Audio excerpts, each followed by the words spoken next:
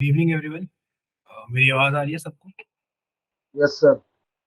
Okay, तो start करते हैं। आज का टॉपिक है टू पॉइंटर्स। टू पॉइंटर्स के बारे में किसी ने कभी सुना है? कुछ पढ़ा हुआ है? कुछ आइडिया?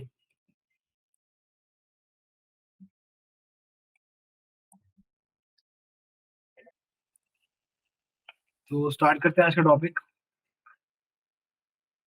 काफी इंपॉर्टेंट टॉपिक है और काफी डिफिकल्ट क्वेश्चंस आप इसे सॉल्व कर सकते हो। तो ध्यान से सुनना। मेनली टू पॉइंटर क्यों यूज होता है? काफी सारे तरीके हो सकते हैं किसी भी प्रॉब्लम को सॉल्व करने के लिए, और टू पॉइंटर्स के बिना भी आप सारी प्रॉब्लम सॉल्व कर सकते हो। ठीक है, सारे क्वेश्चन सॉल्व कर सकते हो। लेकिन अगर आप टू पॉइंटर अप्रोच यूज करते हो तो आपकी जो टाइम कॉम्प्लेक्सिटी है वो काफी कम हो जाती है। टू पॉइंटर्स अप्रोच होती क्या है पहले वो देखते हैं। फिर हम देखते हैं कि टू टू पॉइंटर्स अप्रोच कहाँ कहाँ हम लगा सकते हैं। हर सिनेरियो में टू पॉइंटर अप्रोच नहीं लग सकता, कहाँ कहाँ लग सकता है। और फिर कुछ एग्जाम्पल देखते हैं जहाँ टू पॉइंटर अप्रोच लगाने से हमें फायदा हो। ठीक है, तो शुरू करते हैं।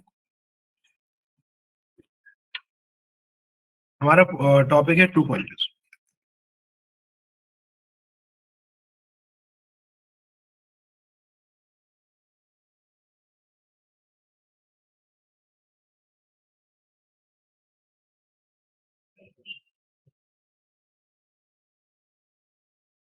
सबसे पहले टू पॉइंटर्स होते क्या है?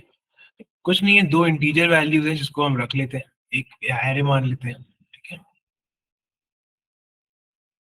एक एरे है, उसमें हम दो पॉइंटर्स मान लेते हैं, किसी भी दो लोकेशन को पॉइंट कर सकते हैं। दोनों स्टार्टिंग से शुरू हो सकते हैं, दोनों एंड से शुरू हो सकते हैं। एक स्टार्टिंग से और एक एंड से हो सकता है। अलग अलग सिचुएशन में हम लोग अलग अलग जगह पे टू पॉइंटर्स को इनिशियलाइज करेंगे। कैसे करेंगे, कब करेंगे, ये चीजें देख लेते हैं। तो बस ये जो पॉइंटर्स है हमारे ए और बी, इनको हम लोग कहते हैं टू पॉइंटर्स। ये अलग अलग लोकेशन पे पॉइंट कर रहे हैं हमारी एरे के। और ये पॉइंटर्स नहीं होते एक्चुअली, सिर्फ ये इंटीजर वेरिएबल्स होते हैं जिससे हम लोग किसी पर्टिकुलर लोकेशन को एक्सेस कर सकें हमारी 1D एरे के अंदर। ठीक है, किसी पर्टिकुलर लोकेशन को एक्सेस करने के लिए ये टू पॉइंटर्स का हम लोग यूज करते हैं। तो टू पॉइंटर्स हम लोग कब लगा सकते हैं, एक बार ये देख लेते हैं।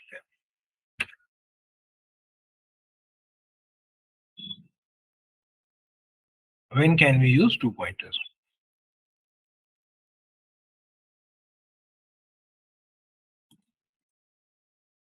तो इसकी वन एंड ओनली कंडीशन है, we should know where to move the pointers in case we don't find the answer।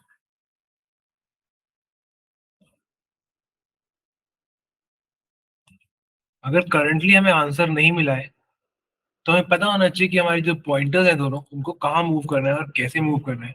और ये डेफिनेट होना चाहिए। ठीक है, ऐसे नहीं होगा कि आगे पीछे दोनों तरफ मूव करके देख लेंगे एक एक करके, उससे हमें टू पॉइंटर्स का कोई भी बेनिफिट नहीं मिलेगा। एक सिंपल सा क्वेश्चन देखते हैं। एक क्वेश्चन देखते हैं, उसके अलग अलग अप्रोचेस देखते हैं। पहले बिना टू पॉइंटर्स के उसको सॉल्व करेंगे। ये पॉइंट सबको क्लियर हुआ कि हम लोग टू पॉइंटर्स कब यूज कर सकते हैं? अगर अभी ठीक से क्लियर नहीं है, क्वेश्चन के थ्रू और क्लियर हो जाएगा। जब अगर हम करंटली आंसर तक नहीं पहुंचे तो हमें पॉइंटर्स को कहाँ मूव करना है जिससे हम आंसर्स तक पहुंच सके। इसके लिए हम लोग हमें पता होना चाहिए टू पॉइंटर आगे जाना चाहिए, कौन सा पॉइंटर पीछे आना चाहिए, किस पर्टिकुलर सिचुएशन के अंदर। तब हमारा टू पॉइंटर अप्रोच काम आ सकता है, वरना नहीं आ सकता। ठीक है, तो एक क्वेश्चन देखते हैं, पहले उसको नॉर्मल तरीके से सॉल्व करेंगे, फिर टू पॉइंटर्स के थ्रू सॉल्व करेंगे।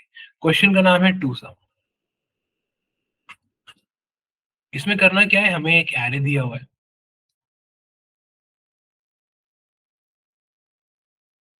ठीक है, इसमें कुछ नंबर्स है।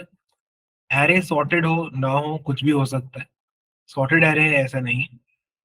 2, 3, 1, 5, 10, 6, 7, इस तरह का एक एरे है हम लोग के पास। और हमें बताने हैं टू वैल्यूज, ऐसी टू ऐसे इंडिसेस जिनका सम मिला के हो जाता है लेट्स से 15। ठीक है, सम चाहिए हमें 15, और दो ऐसे इंडेक्स बताने हैं एरे के अंदर जिनके एरे के जिनके वैल्यू मतलब जहां पर हमारा पॉइंटर मतलब रख के जिन इंडेक्स की वैल्यूज का सम करके हमें 15 मिल सके। कोई आइडिया कैसे करेंगे? कोई भी आइडिया आपके माइंड में आ रहा हो, ब्रूट फोर्स अप्रोच या कैसा भी अप्रोच, बताओ किसी के माइंड में कोई आइडिया आ रहा है?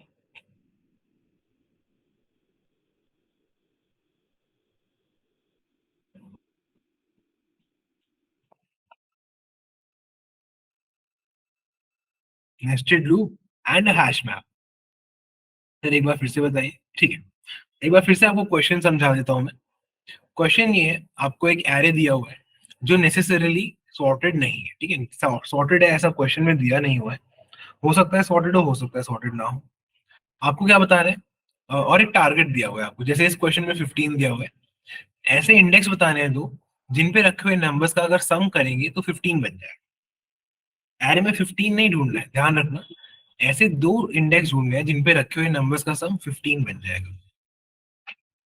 ठीक है, कोई आइडिया? आप लोग बताओ, कुछ सोचो।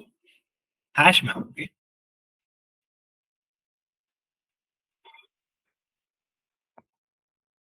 ओके, तो हैश मैप नहीं यूज करते, सिंपल सा अप्रोच लगाते हैं। ठीक है, बिल्कुल बेसिक अप्रोच लगाते हैं, ब्रूट फोर्स अप्रोच देख लेते हैं इसका क्या हो सकता है। ये कोई भी डेटा स्ट्रक्चर यूज नहीं करना है। मान लेते हैं हमें एक्स्ट्रा मेमोरी यूज नहीं करनी, ब्रूट फोर्स अप्रोच देखते हैं।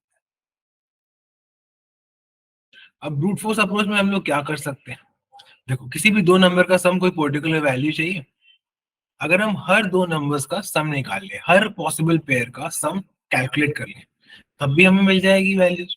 और जैसे ही वो 15 के इक्वल आए, हम लोग उसको रिटर्न कर दें। कैसे करेंगे देखो।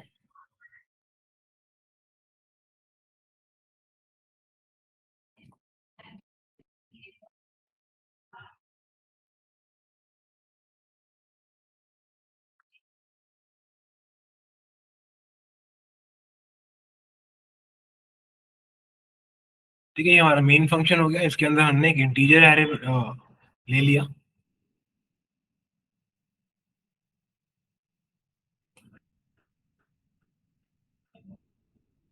कुछ भी साइज ले लिया, 5 ले लिया। फिर एक लूप चला के इनपुट ले लिया।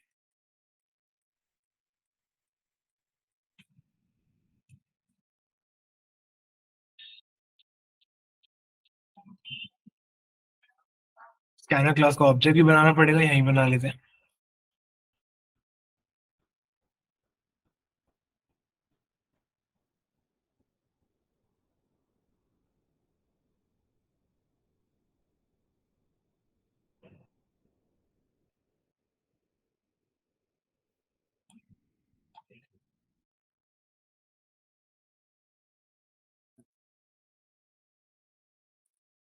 ठीक है, अब इस स्कैनर क्लास के ऑब्जेक्ट के थ्रू इनपुट ले लेते हैं।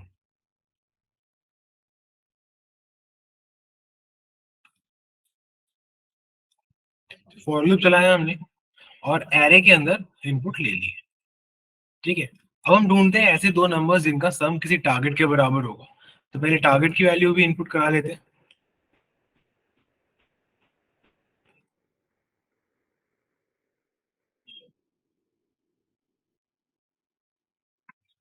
ऑलराइट, अब हम क्या करेंगे, हर पॉसिबल पेयर को ले लेंगे, जैसे मैंने अभी आपको बताया था। हर पेयर को लेके सम करने की कोशिश करेंगे और चेक कर लेंगे कि क्या हमारा सम उस पर्टिकुलर टारगेट के बराबर है कि नहीं। कैसे करेंगे, ध्यान से देखो। एक फॉर लूप चलाएंगे।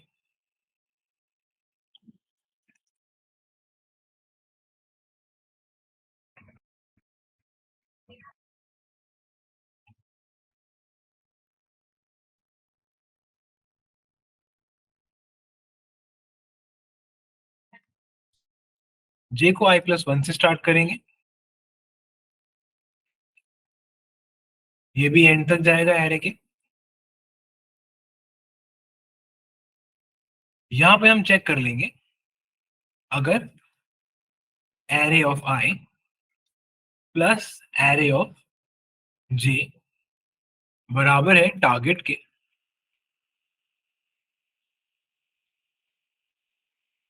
हम लोग प्रिंट कर देंगे इन दोनों इंडिसेस को।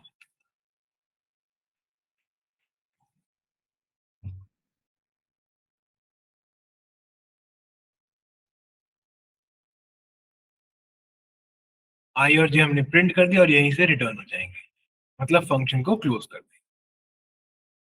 इफ बंद कर दिया हमने, दोनों फॉर बंद कर देंगे, मेन फंक्शन बंद कर देंगे और फिर क्लास बंद कर देंगे। ठीक है, इस तरीके का हमारा कोड बनेगा।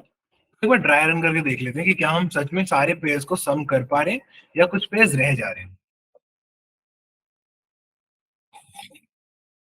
तो 5 साइज का एरे है हमारे पास, आई जो है 0 से लेके 5 तक जाएगा, जे हमारा i+1 से लेके एरे की लेंथ तक जाएगा। तो देख लेते हैं, यहाँ पे आई की वैल्यू रखते हैं, यहाँ पे जे की वैल्यू रखते हैं, यहाँ पे array of I plus array of J की वैल्यू रखते हैं। ठीक है, टारगेट को मान लेते हैं हमारा है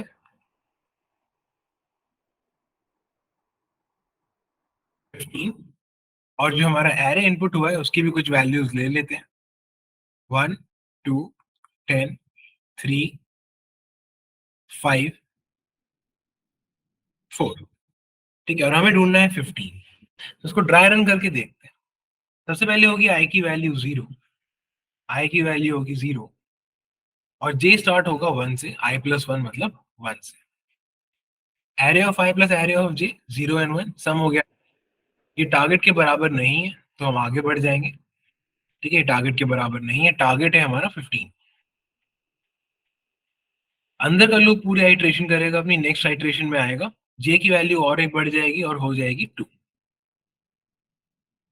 0 और 2 10+1। इसके भी इंडेक्सेस मैं लिख देता हूँ जिससे थोड़ा सा और कंफर्टेबल हो जाएगा हमारे लिए। ठीक है, तो 0+2 मतलब 10, 2 इंडेक्स पे 10 रखा है, 0 इंडेक्स पे 1 रखा है, 10+1 मतलब 11। यहाँ पे वैल्यू हो गई है 11, अभी भी 15 के बराबर नहीं है। जे अब हो जाएगा 3, 0 और 3 मतलब 4, अभी भी वैल्यू टारगेट के बराबर नहीं है। फिर 3 से हो जाएगा ये 4, 0 और 4th इंडेक्स पे 5+1 6, अभी भी टारगेट वैल्यू टारगेट के बराबर नहीं है हमारा सा। फिर ये हो जाएगा 5। तो हमने 5 साइज का लिया था, तो एक्चुअली 0 से लेके 4 तक ही एलिमेंट्स रहेंगे। जब जे 5 हो जाएगा लूप ब्रेक हो जाएगा। ठीक है, आई की वैल्यू बढ़ जाएगी, आई 1 हो जाएगा। इतना क्लियर है सबको? पहला इटरेशन सबको समझ में आ गया कैसे हुआ?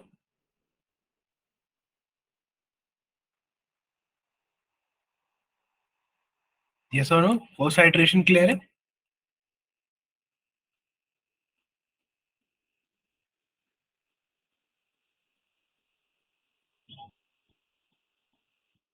Yes, very good, very good. ठीक है, सेकेंड आइट्रेशन देखते हैं बाहर वाले लूप का। जब आई 1 हो गया है, आई 1 के साथ जे कहां से शुरू होगा? i+1 मतलब 2। तो जे हमारा शुरू होगा 2 से।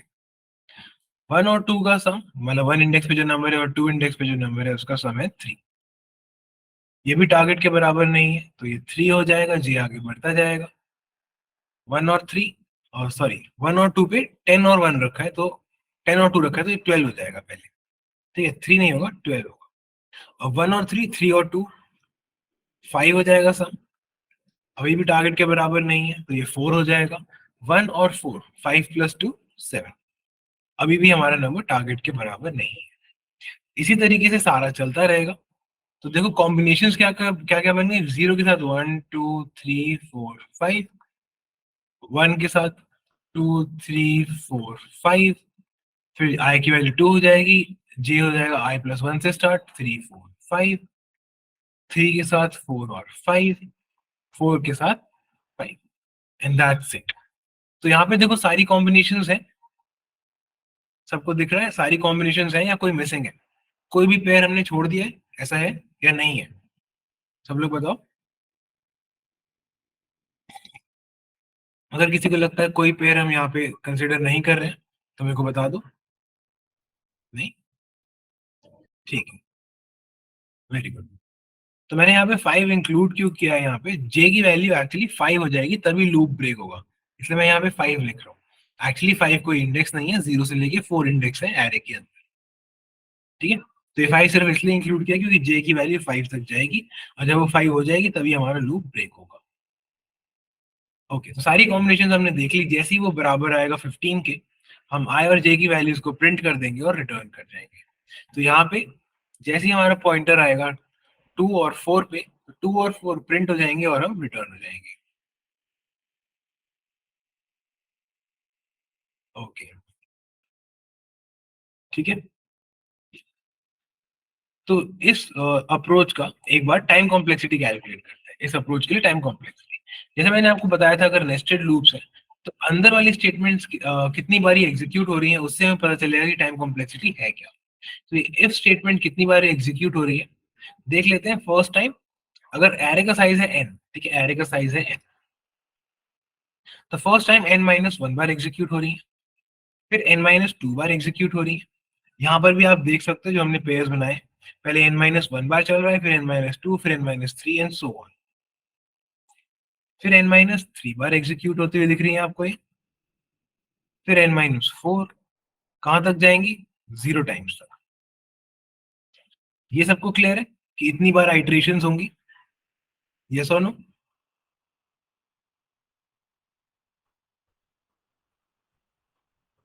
क्लियर है? वेरी गुड, वेरी गुड, ठीक है। तो ये क्या है हमारे फर्स्ट एन नेचुरल नंबर्स ही है। First n-1 natural numbers. First n-1 natural numbers का सम जो होता है उसका फॉर्मूला आपको पता होगा, n-1 बाय 2। ये फॉर्मूला सबको पता था?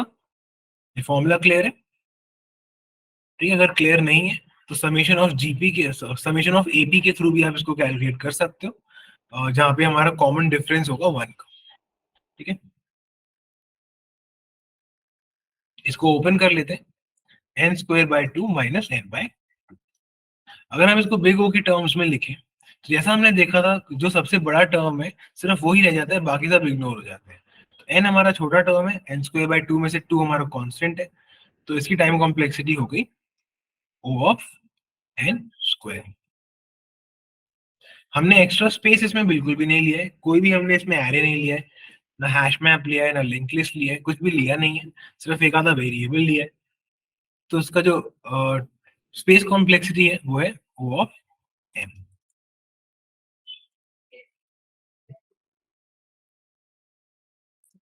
सॉरी ओ ऑफ 1, स्पेस हो गया ओ ऑफ 1।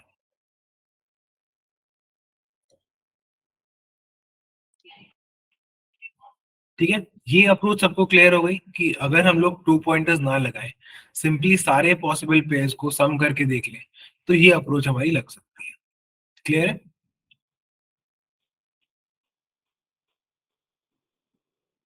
Yes, no? सब लोग बताओ, क्लियर है ये अप्रोच पूरी? यस, वेरी गुड, ठीक है। तो आगे देखते हैं, अगर हम 2 पॉइंटर्स अप्रोच इसमें लगाना चाहते हैं तो हम कैसे लगा सकते हैं। तो ध्यान से देखो,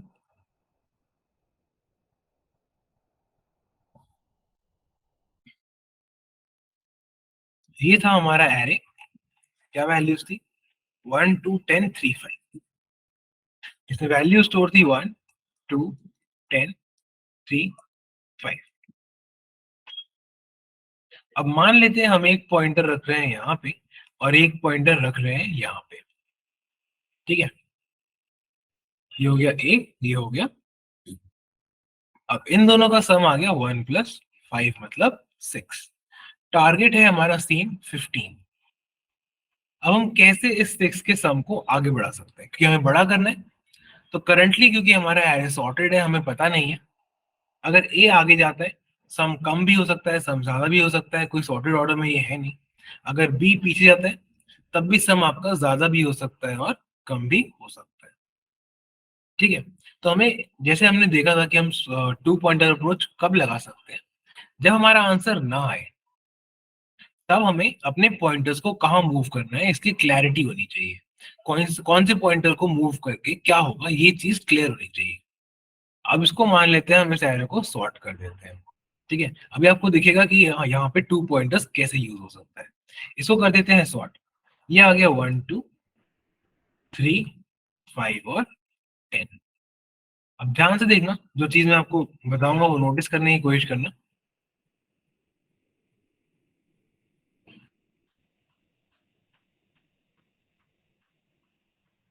अब हमारा जो ए पॉइंटर है वो इस यहाँ पर है स्टार्टिंग में, बी पॉइंटर जो है वो यहाँ पर है। ठीक है, ए स्टार्टिंग में है, बी एंड में है। अब अगर हम बी को पीछे करते हैं तो हमारा सम आगे बढ़ेगा या कम होगा? सम बढ़ेगा या कम होगा बी को पीछे करने से? सब लोग ट्राई करो समझने की। अगर हम B को पीछे करते हैं तो हमारा सम बढ़ेगा, घटेगा या कुछ भी हो सकता है, इंक्रीज डिक्रीज या एनीथिंग। लिख के भेजो सब लोग, अगर बी को पीछे कर रहे हैं तो। कम होगा, very good. Decrease, good. B को हम जब भी पीछे करेंगे सम हमारा डिक्रीज होगा। अब ए को आगे करने से क्या होगा? जब ए को आगे कर रहे हैं तब क्या होगा? इंक्रीज डिक्रीज या एनीथिंग इज पॉसिबल, इंक्रीज होगा, वेरी गुड। ठीक है, जैसे हमने इसको सॉर्ट कर लिया, हमको ये क्लियर हो गया कि एक पैटर्न है हमारे पास। ए आगे जाता है सम बढ़ता है, बी पीछे आता है सम कम होता है। तो जो करंट सम है, करंट सम है 11। ठीक है, और टारगेट है 15। तो हमें सम जो है बढ़ाना है, तो ए को आगे बढ़ाएंगे तो सम बढ़ेगा, तो ए को आगे बढ़ा लेते हैं।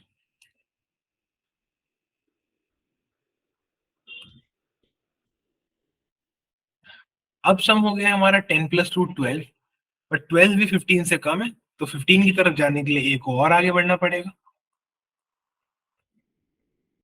अब हमारा सम हो गया 10 प्लस 3 13, लेकिन 15 तक जाने के लिए थोड़ा सा और आगे जाना पड़ेगा। अब हम पहुंच गए 15 टारगेट, जो हमारा टारगेट है वो सम हमारा बन चुका है। एक और एग्जांपल लेके देख लेते हैं कि अप्रोच हर बार चलता है या बाय फ्लूक इस बार चल गया। और कोई एरे ले लेते हैं। तो हमारा टारगेट है कुछ भी लेते हैं, 23 टारगेट है हमारा।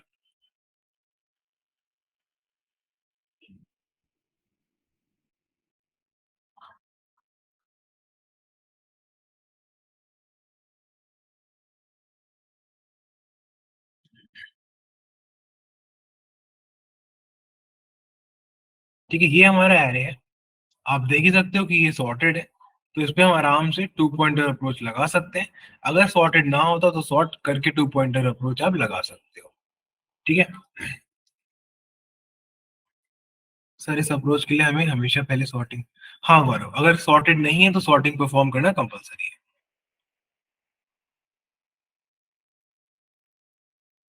कार्तिक ठीक है, आपका हाफ कोड बन गया है, अब बी को मूव करने वाला भी कोड बनाना है। Very good Kartik. ठीक है, तो यहाँ पे हमारा ए है, ध्यान से देखो, और यहाँ पे हमारा बी है। ठीक है, करंट सम है हमारा 14 प्लस 1 मतलब 15।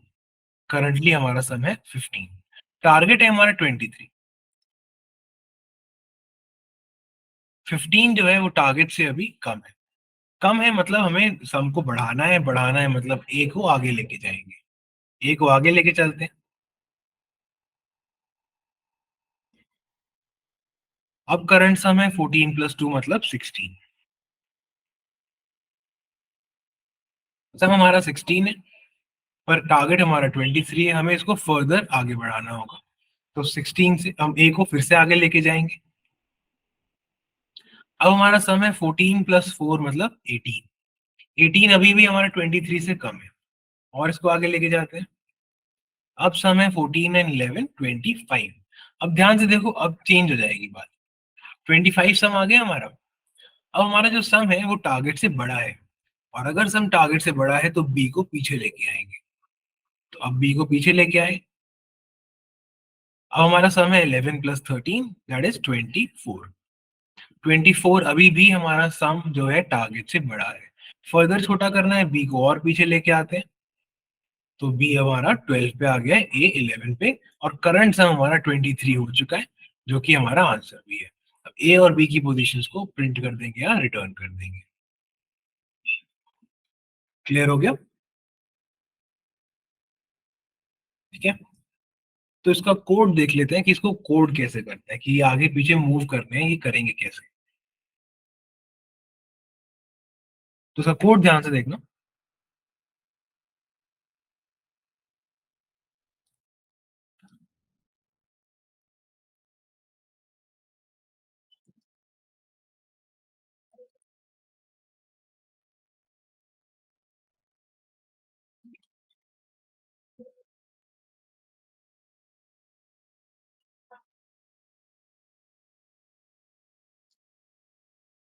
तो ये हो गया हमारा मेन मेथड। इसके अंदर एक इंटीजर अरे इनपुट ले लेते हैं।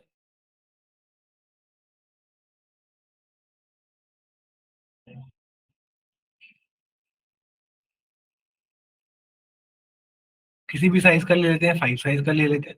यूजर से भी आप इनपुट करा सकते हो साइज। स्कैनर क्लास का ऑब्जेक्ट ले लेते हैं।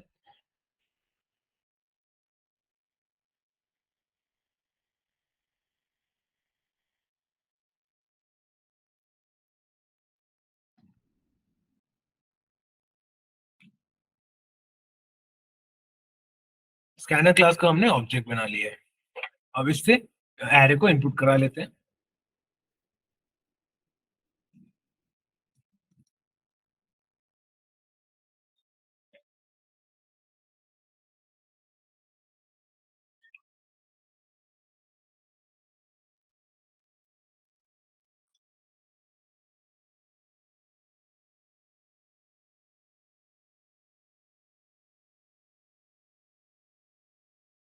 एरे में जो भी वैल्यूज थी हमने इनपुट करा ली हैं।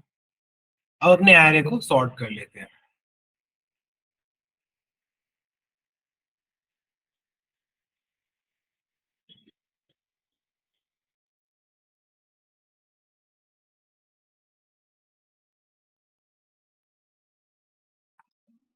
एरे हमारा सॉर्ट हो गया है। अब इस सॉर्टेड एरे के अंदर ए पॉइंटर और बी पॉइंटर को रख लेते हैं, पर उससे पहले हम लोग टारगेट को इनपुट करा लेते हैं, टारगेट वैल्यू।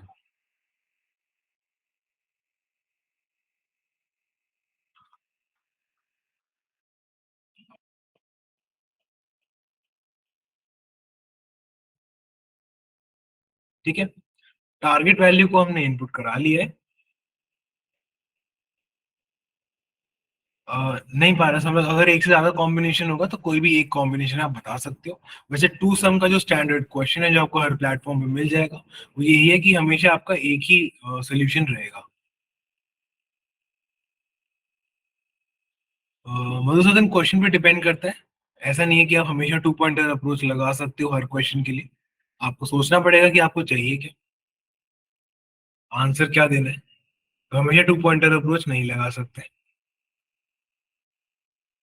ठीक है, टारगेट हमने निकाल लिया है। अब हम क्या करेंगे, एक बना लेते हैं ए, एक बना लेते हैं बी।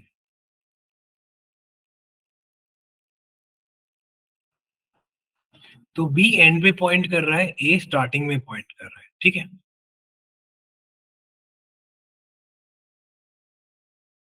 तो यहाँ पे देखो अब हम क्या करेंगे।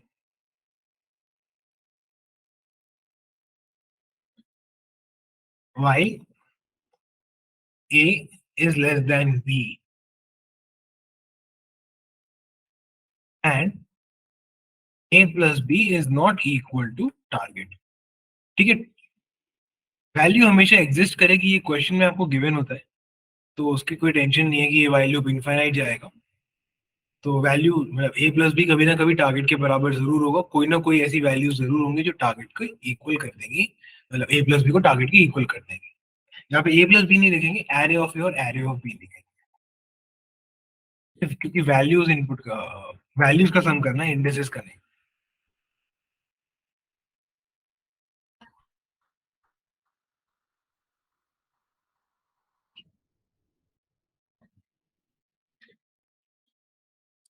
ठीक है, तब तक क्या करेंगे, अगर A plus B greater than target, sorry, array of A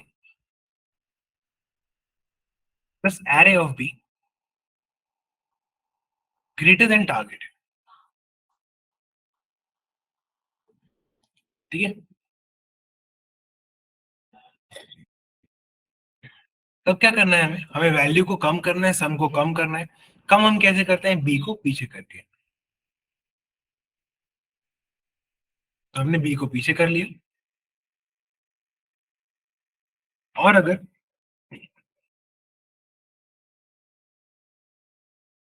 array of A plus array of be less than target है,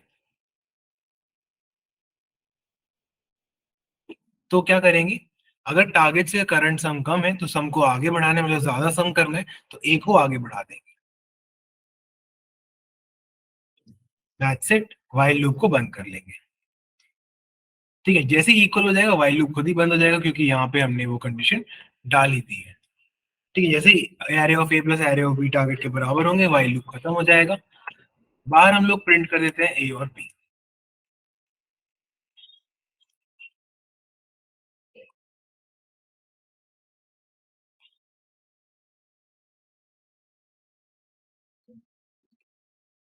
एंड दैट्स इट। ठीक है, ये हमारा कंप्लीट कोड है 2 पॉइंटर्स का। आई होप ये बेसिक 2 पॉइंटर अप्रोच आप सबको समझ में आ गया, और इससे ऑप्टिमाइजेशन क्या हुआ अब हम ये देख लेते हैं। पहले ये अप्रोच पूरा समझ में आ गया, क्लियर हो गया कि इससे हमारा आंसर आ जाएगा, यस और नो।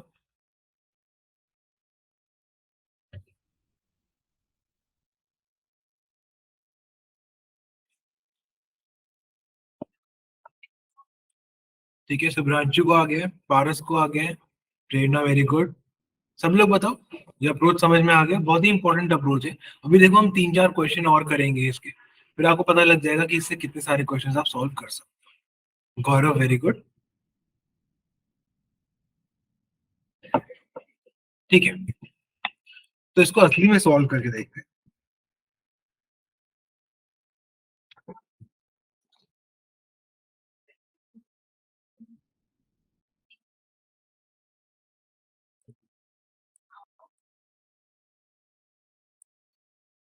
ठीक है, ये हमारा टू सम क्वेश्चन। इसमें देखो लिखा हुआ है, you may assume that each input would have exactly one solution and you may not use the same element twice. ठीक है, तो एग्जैक्टली वन सॉल्यूशन हमें हमें हमेशा मिलेगा ही मिलेगा। सबसे पहले हमने क्या किया था, इसमें एरे को सॉर्ट किया था। यहाँ पे एरे का नाम है नाम। फिर हमने क्या किया था, 2 पॉइंटर्स रखे थे, ए जो स्टार्टिंग में था, बी जो एंड में था। ठीक है, अब जब तक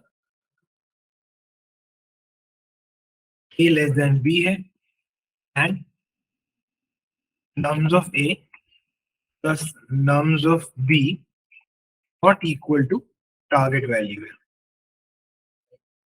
तब तक हम क्या करेंगे, हम चेक करेंगे if nums of A plus nums of B greater than target है, तो बी को कम कर लेंगे, अदरवाइज ए को आगे बढ़ा लेंगे। जब हम बाहर आ जाएंगे एक इंटीजर एरे बनाएंगे, उसके अंदर ए और बी की वैल्यूज को इनपुट कराएंगे और रिटर्न कर देंगे इस एरे। रन करके देखते हैं। ओके, एक टेस्ट केस हमारा फेल हो रहा है, क्यों हो रहा है देख लेते हैं।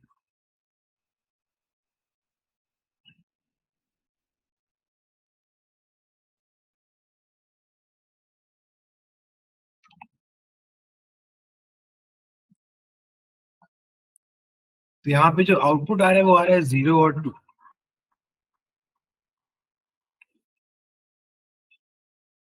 तो चेक कर लेते हैं, इसको ऊपर रन करके देख लेते हैं। ए हमारा 3 पे होगा, बी हमारा 4 पे होगा। 3 + 4 ये सॉर्ट हो जाएगा। ओके, तो इस क्वेश्चन में देखो प्रॉब्लम क्या है, हमें ओरिजिनल इंडिसेस को रिटर्न करना होगा। ठीक है, नए इंडिसेस को नहीं, हमें नंबर्स नहीं बताने कि कौन से, किन दो नंबर्स का सम है हमारा 6, हमें बताना है कि कौन से इंडिसेस पे था वो। ठीक है, इतना क्लियर हो रहा है कि हमें हमारा गलत क्यों आंसर आया, क्योंकि हमने सॉर्ट कर दिया और इंडिसेस इस वजह से हमारे चेंज हो गए। तो इंडिसेस को मेंटेन करने के लिए हमें कोई ना कोई हैश मैप या कुछ ना कुछ यूज जरूर करना पड़ेगा। अगर हमें सिर्फ दो नंबर्स बताने होते जिनका सम 6 है, तब हम आराम से ए और बी को बता देते हैं कि एरे ऑफ ए और एरे ऑफ बी का सम 6 है।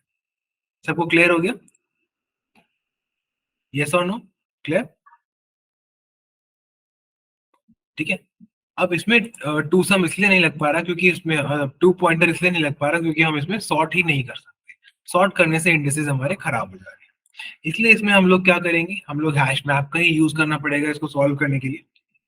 तो एक हैश मैप इसमें हम बनाते हैं, इसमें इंटीजर कॉमा इंटीजर को स्टोर कर लेते हैं।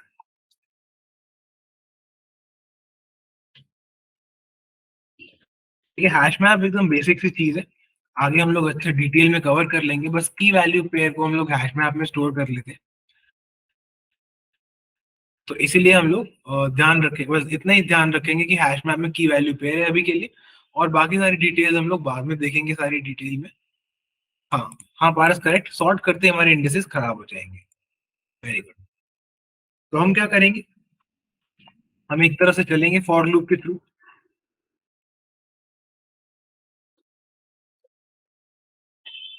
और हम लोग क्या ढूंढेंगे, अगर target minus nums of I already map में है,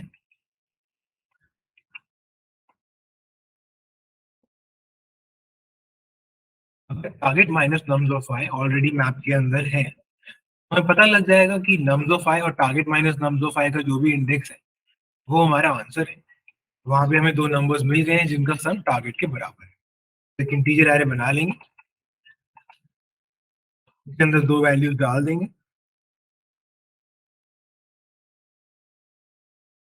टारगेट माइनस नम्स ऑफ आई के साथ जो वैल्यू डली हुई है और करंट वैल्यू है आई। दोनों इंडिसेस इसमें हमने डाल दिए। अब इस एरे को रिटर्न कर देंगे। अगर अभी हैश मैप वाला कॉन्सेप्ट ज्यादा समझ में नहीं आ रहा है तो कोई बात नहीं है, हम लोग जब डिटेल में कवर करेंगे तब समझ में आ जाएगा। एल्स के अंदर अगर हमारे पास टारगेट माइनस नम्स अभी नहीं है तो क्या करेंगे, एचएम में ऐड कर लेंगे, मतलब ऐड करते हैं पुट के थ्रू, पुट कर लेंगे नम्स ऑफ आई और आई। अब बाहर क्या करेंगे, डमी एरे बना देते हैं, उसमें कुछ डमी वैल्यूज डाल लेते हैं और रिटर्न कर देते हैं।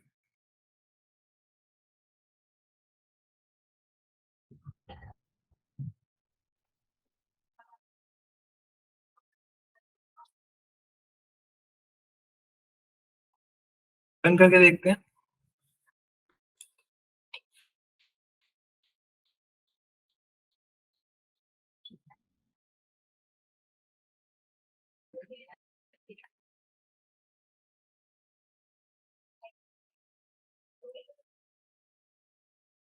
मिस्टेक है। ठीक है, विजिबल टेस्ट केसेस हमारे पास हो रहे हैं, सारे टेस्ट केसेस यहाँ पे हमारे पास हो गए हैं। ओके, तो ये हो गया हमारा टू सा। अब अगला क्वेश्चन देखते हैं।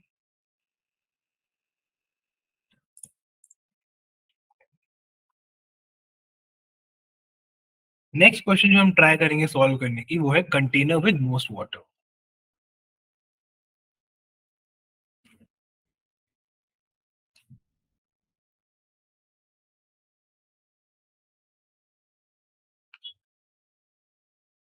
ठीक है, टू सम सब लोग को समझ में आ गया कैसे करना है। अगर हमें उसमें इंडिसेस देने हैं तो हमें हैश मैप की जरूरत पड़ेगी। अगर हमें दो वैल्यूज रिटर्न करानी है तो हमारा टू पॉइंटर से हो जाएगा। सबको क्लियर हो गया इतना, यस और नो? Very good Kartik. सब लोग बताओ, क्लियर है कि नहीं है अभी तक का? Very good Paras, very good गौरव, सुब्रांशु वेरी गुड। ठीक है, गुड। तो नेक्स्ट क्वेश्चन है हमारा कंटेनर विद मोस्ट वाटर। इसको सॉल्व करने की कोशिश कर लेते हैं। तो यहाँ पे क्या होता है, हमें कुछ एक एरे दिया हुआ है, ठीक है। कुछ वैल्यूज हैं 5, 3, 2, 6, 4, 7।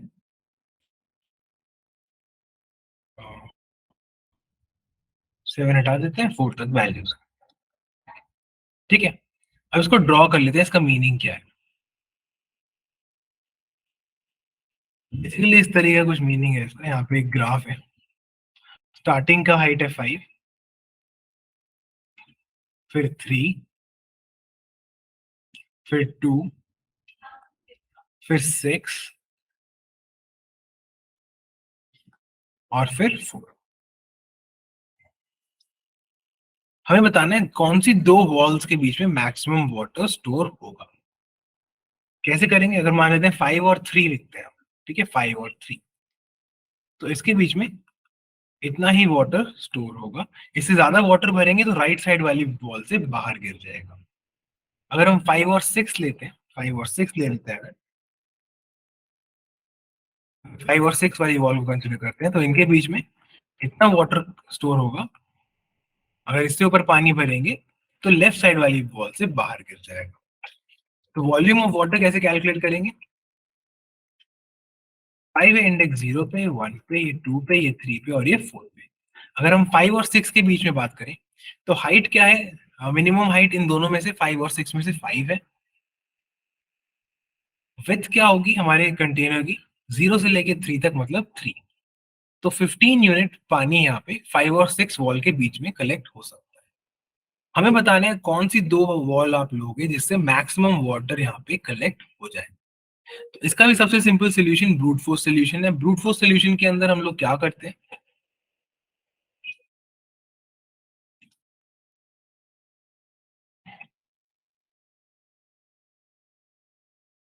ब्रूट फोर्स हर दो वॉल को लेके देख लेते हैं कि उनके बीच में कितना वाटर स्टोर हो सकता है, और उससे पता लगा लेंगे मैक्सिमम वाटर कब स्टोर होगा। इसका छोटा सा कोड देख लेते हैं। तो हर दो वॉल को कंसीडर करना है, जैसे ऊपर टू सम में हर दो इंडिसेस को कर रहे थे, यहाँ पे हर दो वॉल्स को करना है। फॉर लूप चलेगा, पहला आई से चलेगा,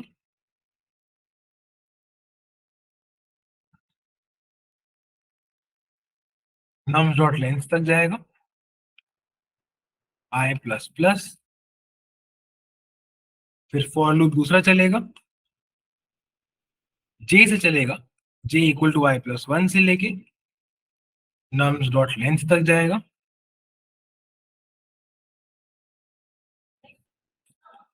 जे प्लस प्लस। ठीक है, तो इस तरीके से हम हर कॉम्बिनेशन ऑफ वॉल को हम लोग यूज करेंगे, हर पेयर ऑफ वॉल को यूज करेंगे और कैलकुलेट करेंगे कि उसके बीच में कितना वाटर है। तो एक इंटीजर ले लेते हैं वाटर, उसको 0 से इनिशियलाइज करते हैं, और हमने फॉर्मूला तो हमने देख ही लिया है क्या होगा। जब हम आयत वॉल और जेथ वॉल को कंसीडर कर रहे हैं तो जिसकी हाइट कम है हाइट उतनी रहेगी। ये सबको क्लियर है कि जिसकी हाइट कम है उतनी हाइट का ही कंटेनर बन पाएगा, उससे ज्यादा पानी नहीं जाएगा ऊपर। यस और नो, क्लियर है, वेरी गुड पारस। बाकी सबको वेरी गुड कार्तिक, प्रेरणा वेरी गुड। ठीक है, तो इन दोनों में से जो कम हाइट है, एच हमारी जो हाइट है वो हो जाएगी मैथ डॉट मिन। कौन सी दो वैल्यूज का मिनिमम निकालेंगे, एरे ऑफ आई और array of J.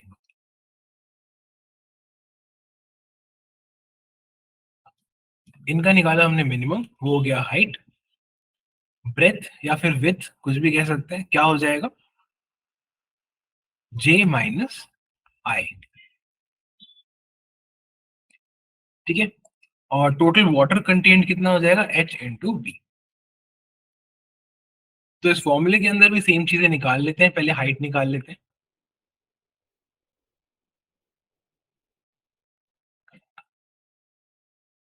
Minimum value of nums of I comma nums of A, और जो विथ है या ब्रेथ है it is equal to, width ले लेते हैं यहाँ पे, जे माइनस आई। वाटर के अंदर मैक्सिमम स्टोर कर लेते हैं. Water is equal to math dot max water comma height into width. इस फॉर लूप को बंद करते हैं, दोनों फॉर लूप्स को.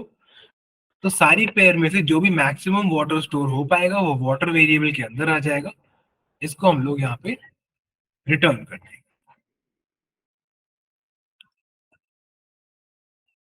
सब लोग को ये अप्रोच क्लियर हो गया?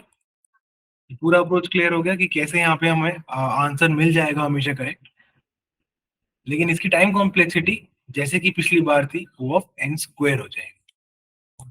ठीक है, टाइम कॉम्प्लेक्सिटी इसकी हो गई O of N square, space complexity हो गई ओ ऑफ 1. यस, ठीक है. एक बार और बता देता हूँ आपको मैं. हम हर पेयर यूज कर रहे हैं वॉल का हर पेयर यूज कर रहे हैं इन दोनों फॉर लूप्स के थ्रू. फिर क्या कर रहे हैं, हाइट निकाल रहे हैं. जो कम हाइट होगी उतना ही पानी भर पाएगा. यहाँ पे देखो ध्यान से, अगर हम 5 और 3 को कंसिडर करते हैं तो उसमें इतना ही पानी भर पाएगा 3 हाइट तक. इसके ऊपर पानी भरेंगे तो बाहर आ जाएगा. तो इन दोनों में से जो मिनिमम हाइट होगी उतना ही हमें पानी हम पानी भर पाएंगे. तो एच में क्या आ गया, मैथ डॉट में नम्स ऑफ आई और नम्स ऑफ जे. फिर विथ निकाली हमने. विथ क्या होगी, जो इंडेक्स है, जैसे इसका इंडेक्स है 3, इसका 0, तो यहाँ पे विथ क्या रहेगी, 3 माइनस 0 मतलब 3.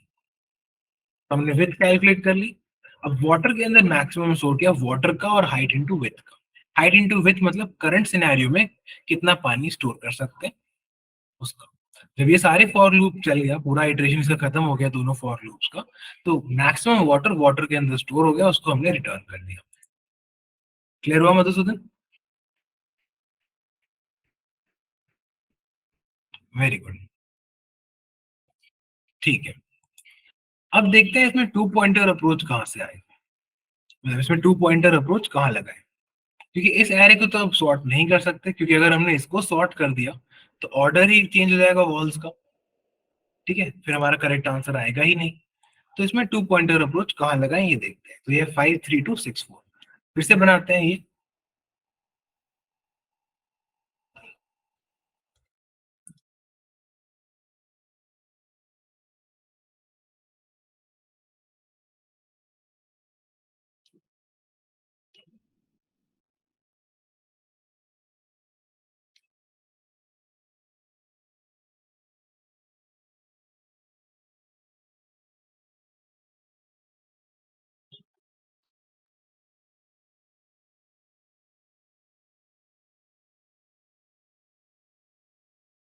तो ये हो गया 5 3 2 6 और 4.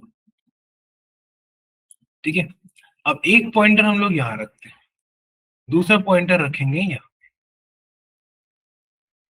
अब क्या करेंगे, अभी करंट कितना पानी स्टोर हो सकता है ये कैलकुलेट कर लेंगे. कितना हो सकता है, 5 और 4 में से 4 कम है. और विथ क्या है, इसके इंडिसेस लिख लेता हूँ, आसान हो जाएगा. 4 - 0 मतलब 4.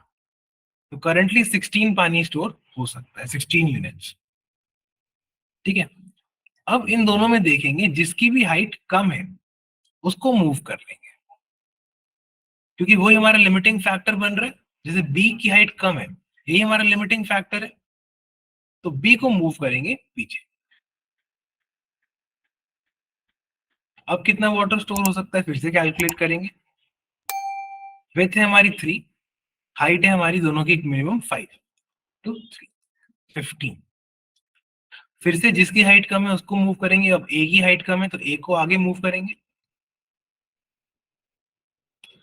फिर से कैलकुलेट करेंगे कितना पानी स्टोर हो सकता है.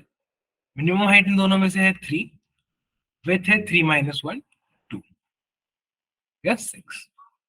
फिर से जिसकी हाइट कम है उसको मूव कर लेंगे. ए को मूव कर लेते हैं, ए हमारा आ जाएगा आगे. 2 और 6 में से हाइट कम है 2 की, विथ है इनकी 1 फिर ए और बी आपस में कोलाइड कर जाएंगे और हमारा लूप बंद हो जाएगा. इसमें मैक्सिमम वाटर कितना स्टोर हो सकता है, 16 यूनिट्स. सबको अप्रोच क्लियर हुई कि अब हम टू पॉइंटर लगाएंगे कहाँ पे. सबको क्लियर हो गया?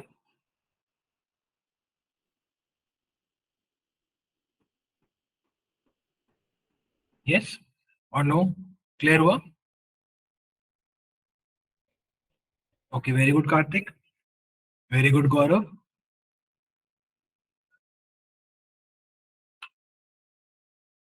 ओवरव्यू इस क्वेश्चन का ठीक है। तो हम क्या कर रहे हैं, ए को एक तरफ रख दिया, बी को दूसरी तरफ रख दिया, कैलकुलेट कर लिया कितना पानी आ सकता है करंटली, जो भी हमारा लिमिटिंग फैक्टर है हाइट का, ठीक है। या तो ए की हाइट कम होगी या तो बी की। तो अगर बी की हाइट कम है तो बी को पीछे मूव कर लेंगे, ए की हाइट कम है तो ए को आगे मूव कर लेंगे। इस तरीके से चलते रहेंगे जब तक ए लेस देन बी है, मतलब ए और बी बराबर नहीं हो जाते तब तक इस लूप को चलाते रहेंगे। और वाटर कैलकुलेट करते रहेंगे, और जो भी वाटर कैलकुलेट कर रहा है उसमें से मैक्सिमम जो आएगा उसको रिटर्न कर देंगे। ठीक है, क्लियर हो गया? राज, आपको क्लियर हो गया?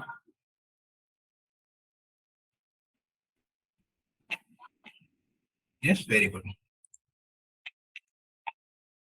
ठीक है, तो अब इसको असली में कोड करके देख लेते हैं।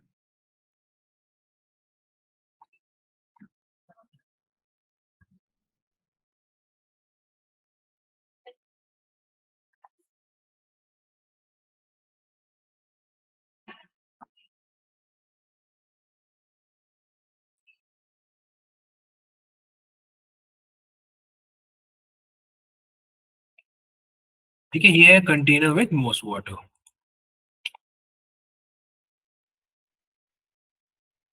सॉल्व करके देख लेते हैं ये सॉल्व कैसे होगा। टू पॉइंटर अप्रोच से इसको सॉल्व करेंगे। एक बनाएंगे ए, जीरो पे, बी, हाइट डॉट लेंथ -1 मतलब लास्ट इंडेक्स पे। ठीक है, अब इसके बाद क्या करेंगे, एक बनाएंगे वेरिएबल वाटर, इसके अंदर रख लेंगे zero. While A is less than B, तब तक हमें क्या करना है, हाइट कैलकुलेट करनी है। जैसे हमने देखा था, हाइट कैलकुलेट कर लेते हैं। हाइट क्या थी, हाइट ऑफ ए और हाइट ऑफ बी में से minimum.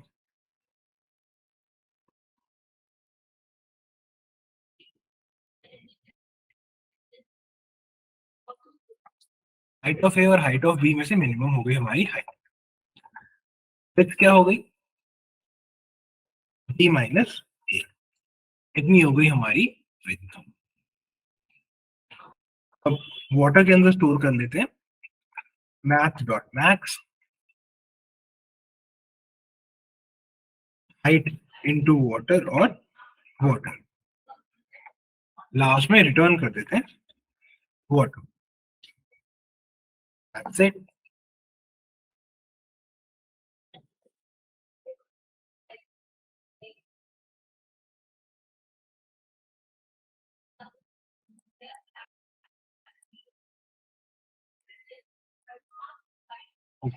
One second, screen share बंद हो गया शायद। ठीक है, इसमें हमें क्या करना है, अगर जो हमारा ए है, हाइट ऑफ ए है, वो कम है हाइट ऑफ बी से। ठीक है, अगर हाइट ऑफ ए कम है हाइट ऑफ बी से तो ए को आगे बढ़ाएंगे, अदरवाइज बी को पीछे लेके आएंगे। रन करके देख लेते हैं। तो विजिबल टेस्ट केसेस आपके पास हो रहे हैं, यहाँ पे सबमिट करते हैं। सारे टेस्ट केसेस हमारे पास हो गए हैं। तो इस अप्रोच की जो टाइम कॉम्प्लेक्सिटी है वो है O ऑफ n। सब लोग को समझ में आया ये क्वेश्चन और ये अप्रोच और ये कोड? जिसको सब कुछ क्लियर हो गया यस बोल दो एक बार, क्लियर बोल दो, यस बोल दो एक बार। Very good Gaurav, very good Paras, Saumya very good, Kartik, Madhusudan, Raghuvendra very good, Raj good.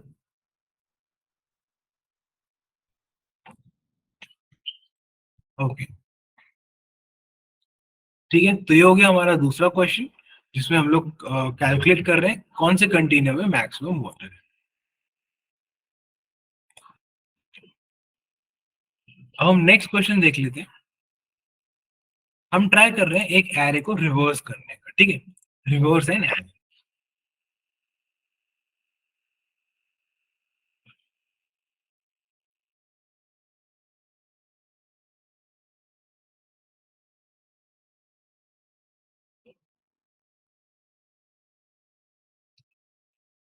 ठीक है, एरे को रिवर्स कैसे कर सकते हैं? देखो हमारे पास कोई भी वैल्यूज है, ठीक है, एरे सॉर्टेड या कुछ नहीं है,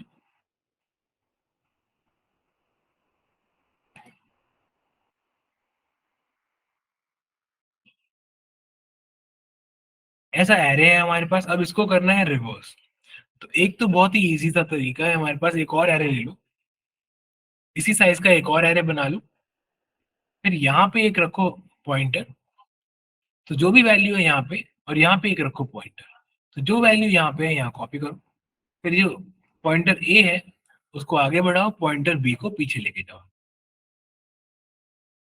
अब फिर से वैल्यू कॉपी करो, फिर ए आगे जाएगा, बी पीछे जाएगा, इसी तरीके से कर करके सारी वैल्यूज कॉपी हो जाएंगी और हमारा एरे हो जाएगा रिवर्स। लेकिन इसमें हमें क्या लगा? एक्स्ट्रा स्पेस लगा। कितना एक्स्ट्रा स्पेस लगा? ओ ऑफ एन।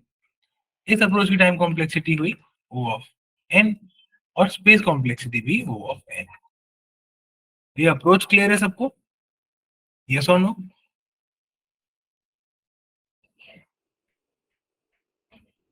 क्लियर है? इसका छोटा सा कोड लिख के देख लेते हैं। मान लेते हैं हमें एरे 1 दिया हुआ है जिसको हमें रिवर्स करना है, ठीक है। तो सबसे पहले हम क्या करेंगे, एरे 2 बना लेंगे सेम साइज का।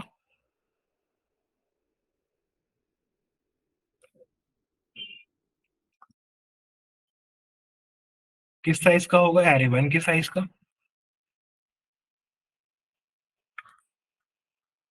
ठीक है। अब इस साइज का एरे बनाने के बाद क्या करेंगे,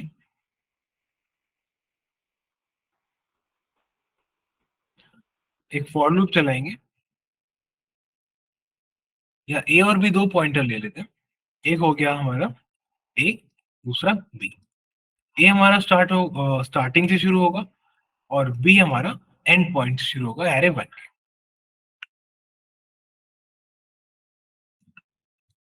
ठीक है। अब एक पॉइंट व्हाइल लूप चलाते हैं, जब तक B greater than equal to 0 है तब तक क्या करना है, एरे 2 के ए लोकेशन पे एरे 1 का बी लोकेशन का नंबर डाल देना है, और साथ ही साथ यूज करने के बाद ये वैल्यू ए को आगे बढ़ाना है, बी को पीछे कर देना है। जब ये व्हाइल लूप खत्म होगा, एरे 2 के अंदर रिवर्स ऑफ एरे 1 स्टोर हो जाएगा। एक बार ड्राई रन करके देख लेते हैं।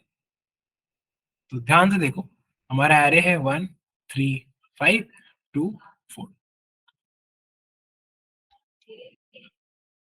ठीक है। हमने एक और एरे बनाया, ये है एरे 1। एक कॉपी बनाई एरे, इसके अंदर हमने अभी कोई वैल्यूज डाली नहीं है। बी को रखा एंड पे यहाँ पे, और ए को रखा ए पॉइंटर को इसके स्टार्टिंग पे। क्या किया, array of A, array 2 of A is equal to array 1 of B. तो ये वैल्यू यहाँ रख दी, और ए को आगे बढ़ा दिया, बी को पीछे कर दिया। फिर से सेम चीज रिपीट करी, 2 को नीचे रख दिया, बी को पीछे, ए को आगे। 5 को नीचे कॉपी कर लिया, बी को पीछे, ए को आगे। 3 कॉपी कर लिया, बी पीछे गया, ए आगे गया। 1 कॉपी कर लिया, फिर बी हो गया -1, और ये लूप हमारा क्लोज हो गया। सबको समझ में आया ये सिंपल सा अप्रोच रिवर्स करने का एक एरे को? यस और नो? सबको आ गया? वेरी गुड, ठीक है, गुड। अब हम क्या ट्राई करेंगे, कुछ नया ट्राई करते हैं, ठीक है। इस अप्रोच में हमें प्रॉब्लम क्या लग रही है, टाइम तो हमारा परफेक्ट है, ओ ऑफ एन इससे कम नहीं जाएगा, लेकिन इसमें स्पेस भी है ओ ऑफ एन। अब हम एक नई अप्रोच बनाएंगे जिसमें टाइम लगेगा ओ ऑफ एन, स्पेस लगेगी ओ ऑफ 1।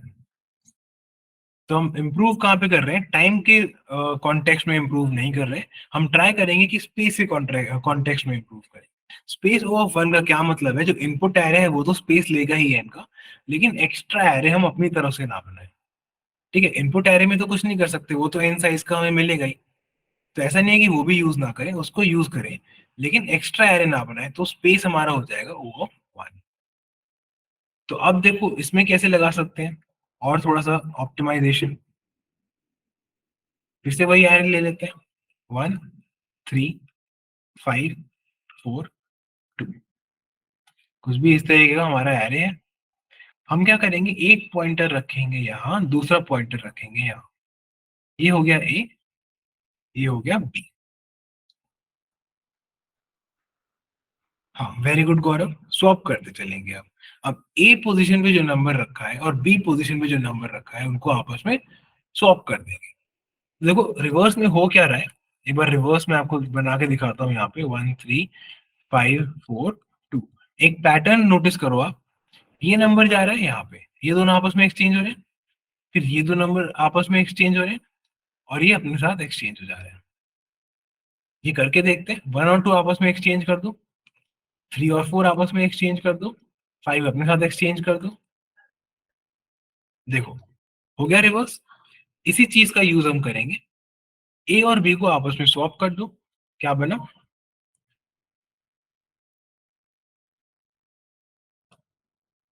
ओके। अब ए को आगे बढ़ाएंगे, बी को पीछे लेके आएंगे, फिर से ए और बी की वैल्यूज को आपस में स्वैप कर दो।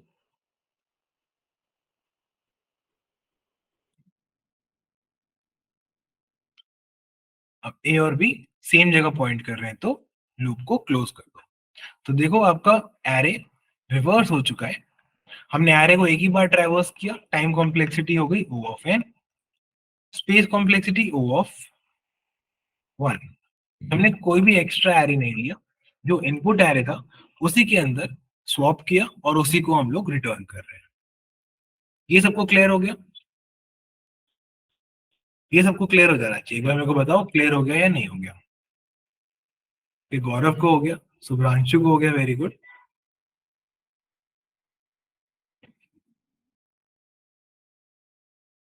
और बाकी सबको, राज को हो गया, गुड।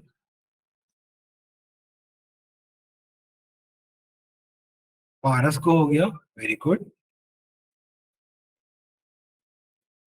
ठीक है, अब इसका हम लोग देख लेते हैं कोड कैसे बनाएंगे। ठीक है, तो ध्यान से देखना है इसका कोड।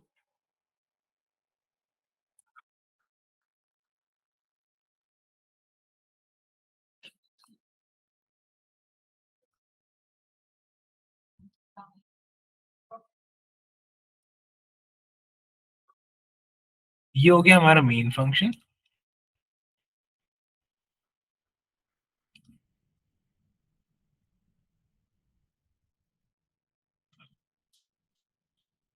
ठीक है, तो सबसे पहले एरे 1 का इनपुट ले लेते हैं। सबसे पहले स्कैनर क्लास का ऑब्जेक्ट बनाओ।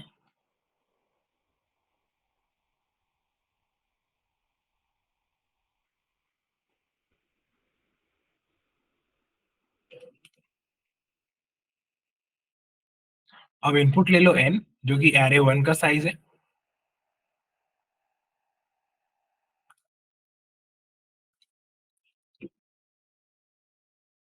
अब एरे 1 बना लेंगे।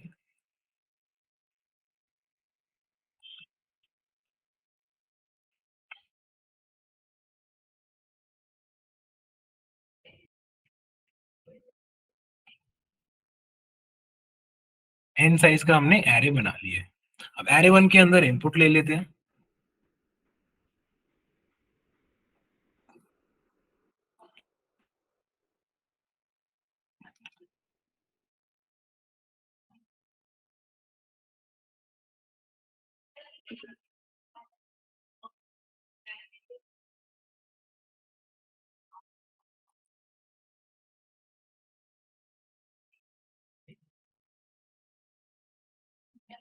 ठीक है, एरे 1 के अंदर हमने सारा इनपुट ले लिया है।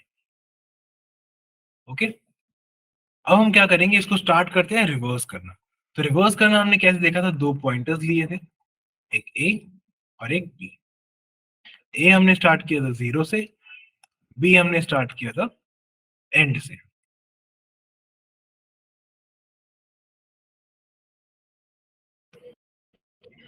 अब एक while लूप लगाएंगे, while a is less than b। तब तक हम लोग क्या करेंगे, एक टेम्पररी वेरिएबल लो और a और b पे जो वैल्यूज हैं उनको आपस में स्वैप कर दो।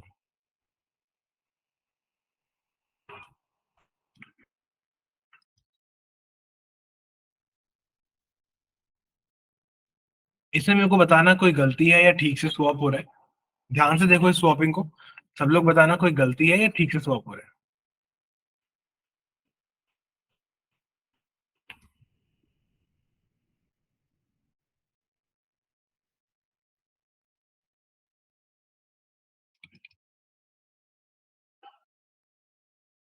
फिर स्वैप करने के बाद ए प्लस प्लस और बी माइनस माइनस। ठीक है, बताओ क्या गलती है। ए इक्वल टू बी होगा। ए एम ए में बी की रिवाइज वैल्यू आ जाएगी। ठीक है, करेक्ट कैसे करें इसे? तीनों स्टेटमेंट बताओ मेरे को कि करेक्ट कैसे करें। एरे वन बी के अंदर टेम्प चला जाएगा। चलो ठीक है, टेम्प डाल देते हैं उसके अंदर।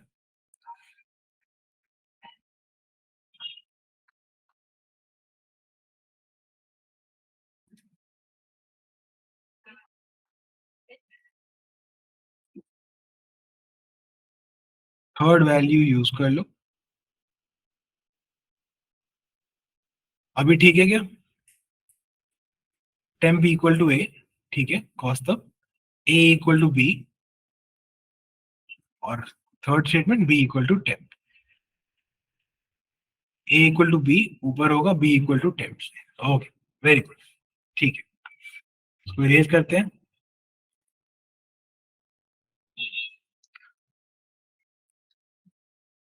ए इंडेक्स की वैल्यू हमने स्टोर कर ली है टेम्प के अंदर।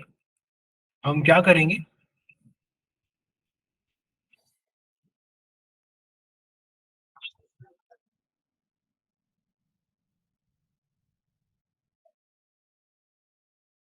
ए के अंदर डाल देंगे बी वैल्यू को। फिर फाइनली बी के अंदर डाल देंगे ए वाली वैल्यू को। फिर ए को आगे बढ़ा देंगे, बी को कम कर देंगे और ऐसे ही करते चले जाएंगे। जब ये वाइल लूप खत्म होगा, पूरा एरे हमारा सॉर्ट वो रिवर्स हो जाएगा। इसका छोटा सा ड्राई रन कर लेते हैं यहीं पे।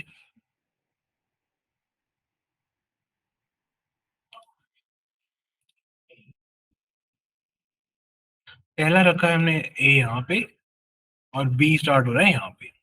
इन दोनों को आपस में स्वैप कर देंगे, बन जाएगा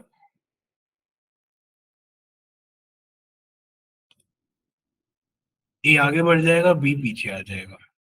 अब इन दोनों को स्वैप कर देंगे।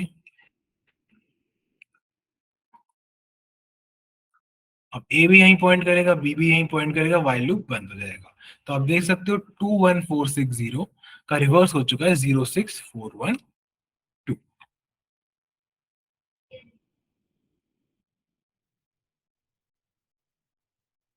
क्लियर हो गया?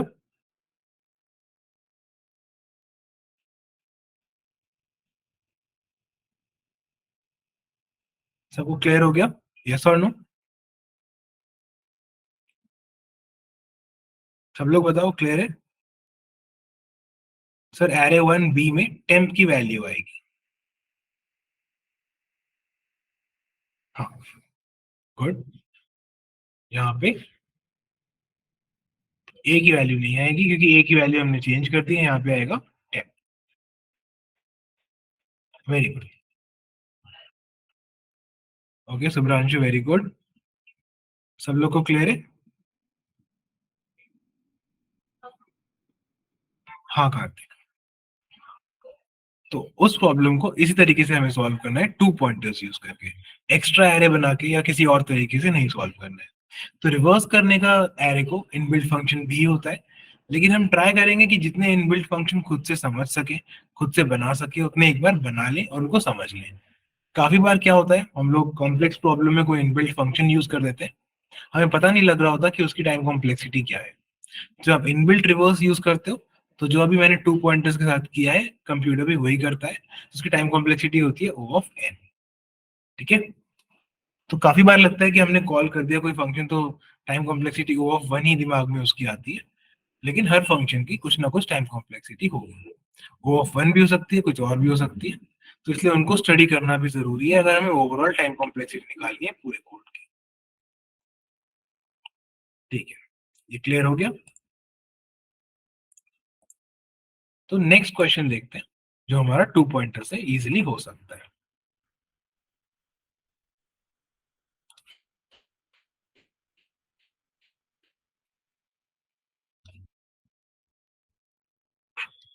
हमें बताना है कि कोई स्ट्रिंग जो है वो पैलिंड्रोम है या नहीं। पहले मैं आपको एक्सप्लेन करता हूँ कि पैलिंड्रोम होता क्या है। पैलिंड्रोम वो होता है जैसे कि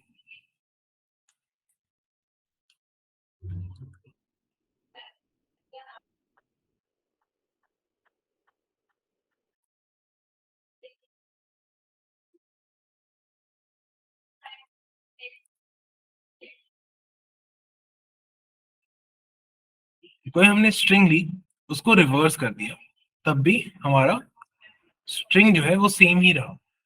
कैसे? इसका एक कॉमन एग्जांपल है नमन।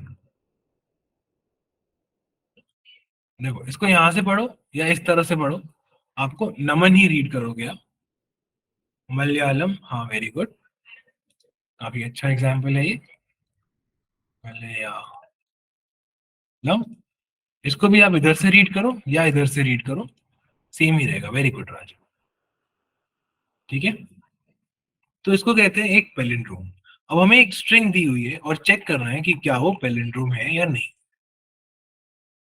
तो इसको करने के भी कई तरीके हो सकते हैं। हम लोग सबसे आसान तरीका देखते हैं, 2 पॉइंटर यूज करके क्या करेंगे। ठीक है, चलो 2 पॉइंटर से इसको सॉल्व करने की कोशिश करते हैं। तो इसमें क्या करेंगे, जो भी हमें स्ट्रिंग दी हुई है,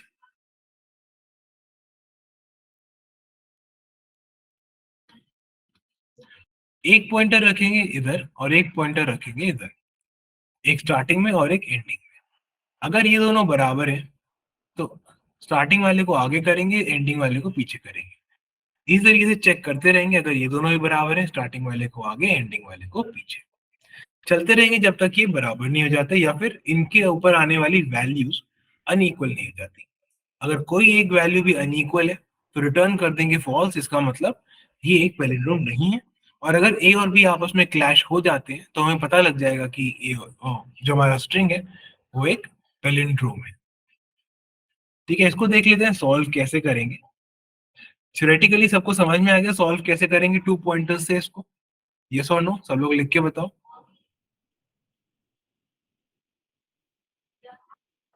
सबको थ्योरेटिकली पता लग गया कैसे सॉल्व करेंगे? Very good.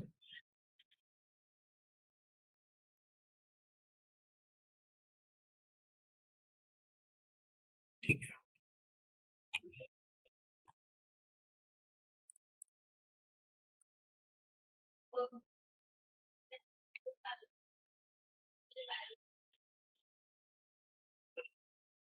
ओके।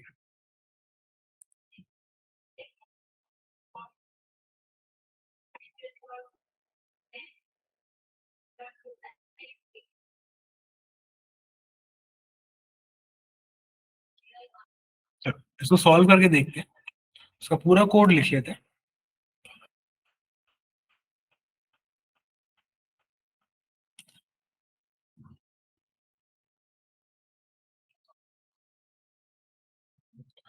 ये हो गया हमारा मेन फंक्शन।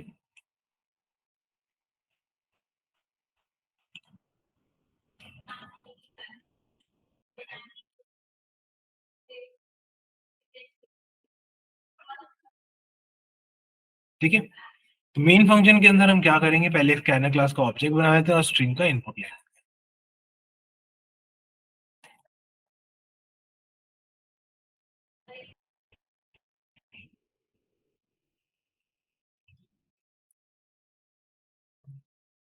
स्कैनर क्लास का ऑब्जेक्ट बना लिया, स्ट्रिंग इनपुट ले लेते हैं।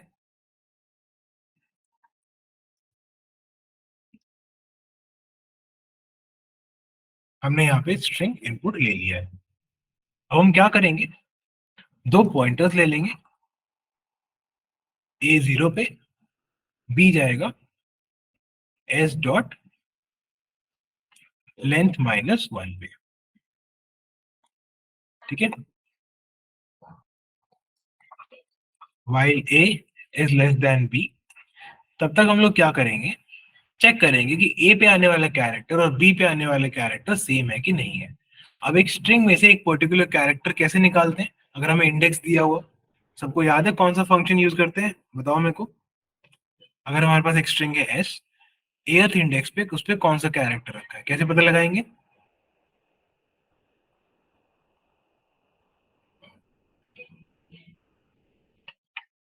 Character, very good, very good Madhusudan, Shubhranshu, very good. ठीक है, अगर S dot char at A not equal to S dot char at B, अगर ये दोनों इक्वल नहीं है तो हमें क्या करना है, हमें प्रिंट करना है नॉट पैलिंड्रोम।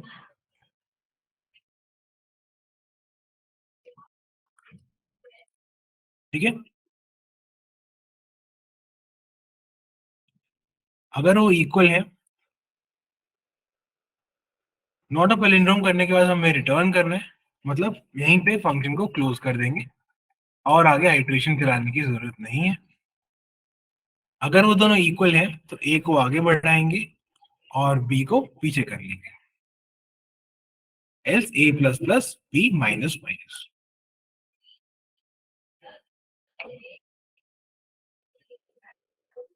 ठीक है, और वाइल लूप को बंद कर लेते हैं। अगर हम सक्सेसफुली इस वाइल लूप के बाहर आ जाते हैं, इसका मतलब हम इस इफ स्टेटमेंट के अंदर कभी गए ही नहीं।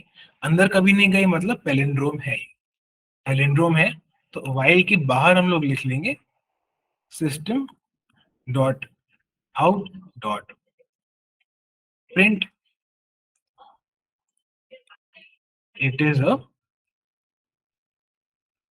पैलिंड्रोम। ठीक है, इसका मतलब कि ये पैलिंड्रोम है।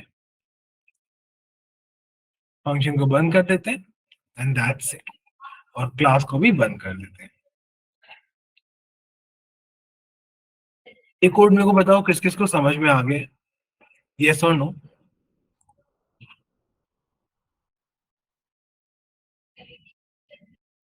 ठीक है, मधुसूदन को आ गया, वेरी गुड। सब लोग बताओ, मीटिंग में 19-20 स्टूडेंट्स हैं, सब लोग बताओ मेरे को। सुभ्रांशु को आ गए, पारस को आ गए, प्रेरणा को आ गया, good. Devansh very good, Kartik very good, Kaustubh very good, Saumya, Gaurav good. ठीक है, तो सबको अभी तक के सारे क्वेश्चन समझ में आ गए।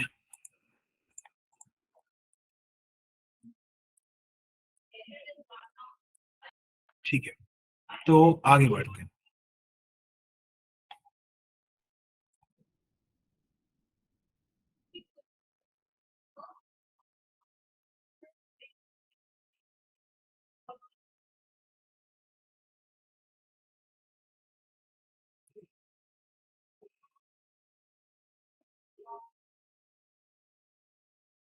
हमारा जो नेक्स्ट क्वेश्चन है वो कुछ ऐसा है, ध्यान से देखो।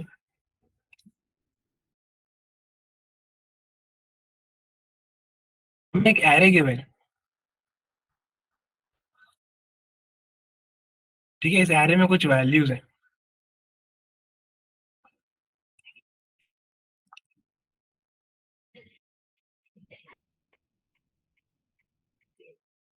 ठीक है, तो बेसिकली ये साइड्स है ब्रेक। ठीक है, तो ऐसा करते हैं 7 मिनट्स का ब्रेक लेते हैं, 10:30 पे कंटिन्यू करेंगे। तो एग्जैक्ट 10:30 पे सब लोग वापस आ जाना, ठीक है, क्योंकि अभी एक दो इंपॉर्टेंट क्वेश्चंस और रिमेनिंग है। या ऐसा करते हैं 2 ही मिनट का ब्रेक ले लेते हैं, ठीक है, 26 पे वापस आ जाते हैं। 10:26 पे वापस कंटिन्यू करेंगे, सब लोग वापस आ जाना। ओके, तो A few moments later. Continue करते हैं। तो ये हमारा एक एरे है, बेसिकली ये लाइन सेगमेंट्स है, उनकी लेंथ दी हुई है।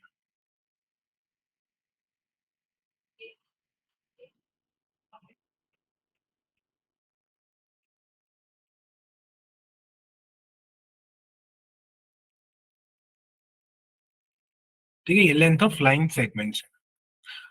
हमें क्या बता रहे हैं, हमें एक इसके साथ एक एरिया दिया हुआ है, एक वेरिएबल दिया है एरिया,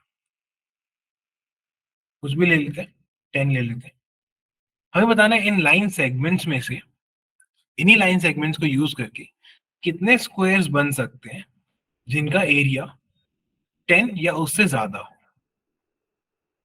एक बार फिर से बता देता हूं आपको, हमें दिए हुए हैं कुछ लाइन सेगमेंट्स और दिया हुआ है एक एरिया। एरिया की वैल्यू अभी हमने 10 रख ली है। इन लाइन सेगमेंट्स को यूज करके कितने हमारे ऐसे स्क्वायर्स हैं जो बन सकते हैं जिनका एरिया ग्रेटर देन 10 हो। एक एग्जांपल देता हूं, जैसे इसमें से अगर हम देखें 6 और 3, इसका एरिया हो जाएगा 18, तो ये ग्रेटर देन 10 है। फिर 6 और 8, 48,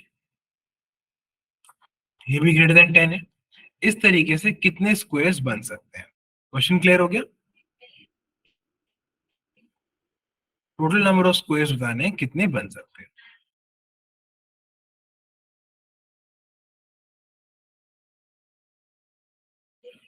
क्लियर है नहीं है?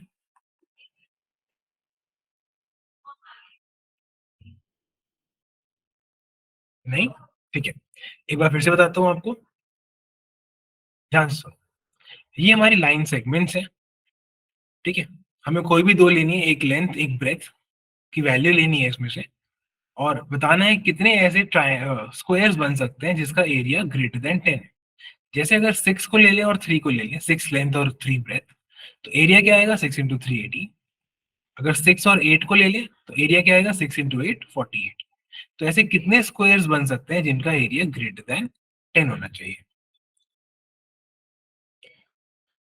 क्लियर है अब?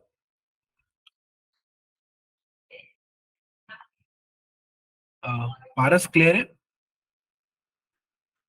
Okay, very good. Kartik, Paras clear, very good.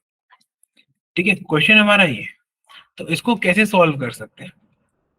या तो पहले की तरह हर पेयर ऑफ एलिमेंट को ले लो, उनको आपस में मल्टीप्लाई करके देख लो।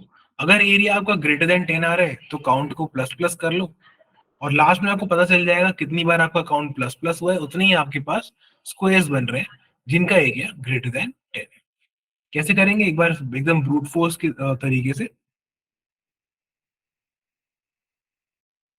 हाँ, ब्रूट फोर्स से काफी इजीली हो जाएगा। ठीक है, तो बेसिकली हम लोग अगर पेयर ले रहे हैं तो 6 8 एक पेयर है और 8 6 भी एक पेयर है। ठीक है, तो हम लोग हर एक पेयर को 2 काउंट करेंगे, 1 नहीं काउंट करेंगे, क्योंकि दोनों तरफ से ऐसा स्क्वायर बन सकता है जिसका एरिया ग्रेटर देन 10 होगा। तो कैसे करेंगे इसको? एक काउंट ले लेते हैं,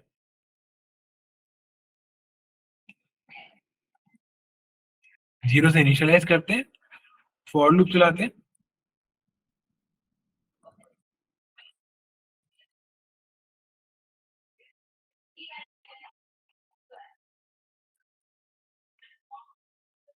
ठीक है, एक फॉर लूप और चलाते हैं।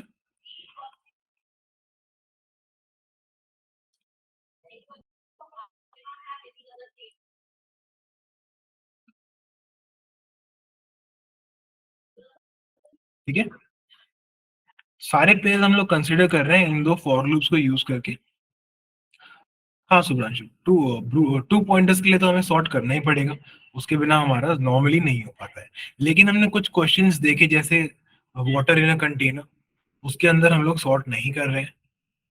ठीक है, तो कभी कभी बिना सॉर्ट करे भी टू पॉइंटर्स लग सकता है, लेकिन हमें हमेशा क्लियर होना चाहिए कि हमारे जो पॉइंटर्स हैं वो किस तरफ मूव करेंगे अगर हमारा आंसर नहीं आया है।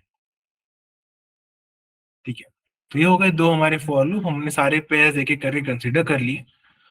अब अगर array of I multiplied by array of J greater than 10 है, ग्रेटर देन 10 की जगह लिख लेते हैं एरिया, क्योंकि एरिया एक वेरिएबल ही है। तो हम क्या करेंगे? काउंट प्लस इक्वल टू 2, मतलब काउंट में 2 ऐड करेंगे। क्यों? क्योंकि a इंटू बी अगर 10 से बड़ा है तो b इंटू ए वाला स्क्वायर भी 10 से बड़ा हो जाएगा। तो 2 ऐड करेंगे, दैट्स इट। बंद करेंगे, रिटर्न करेंगे काउंट।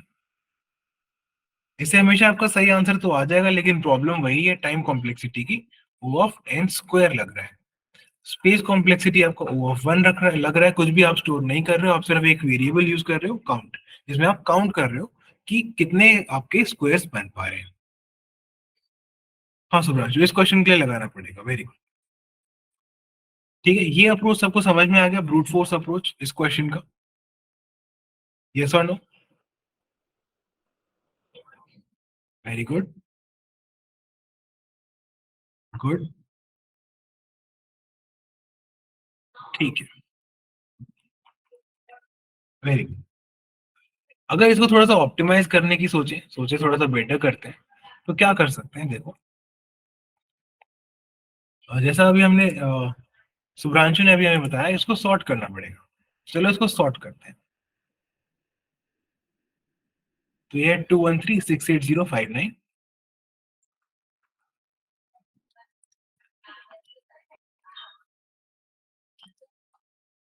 ये सॉर्ट करके आ गया 0 1 2 3 5 6 8 9। ठीक है, ये सॉर्टेड हो गया। अब हम क्या कर सकते हैं? काउंट टू इंक्रीज क्यों किया? देखो, हमारा जो स्क्वायर है वो दोनों तरफ से बन सकता है। अगर 6 और 8 को ले रहे हैं तो 6/8 का एक स्क्वायर बन सकता, रेक्टेंगल बन सकता है, और 8/6 का भी एक रेक्टेंगल आपका बन सकता है। ठीक है, इसलिए हमें रेक्टेंगल्स काउंट करने हैं जिनका एरिया ग्रेटर देन 10 है। तो इसलिए हमने हमेशा काउंट को 2 प्लस किया 1 की जगह। क्लियर है मधुसूदन?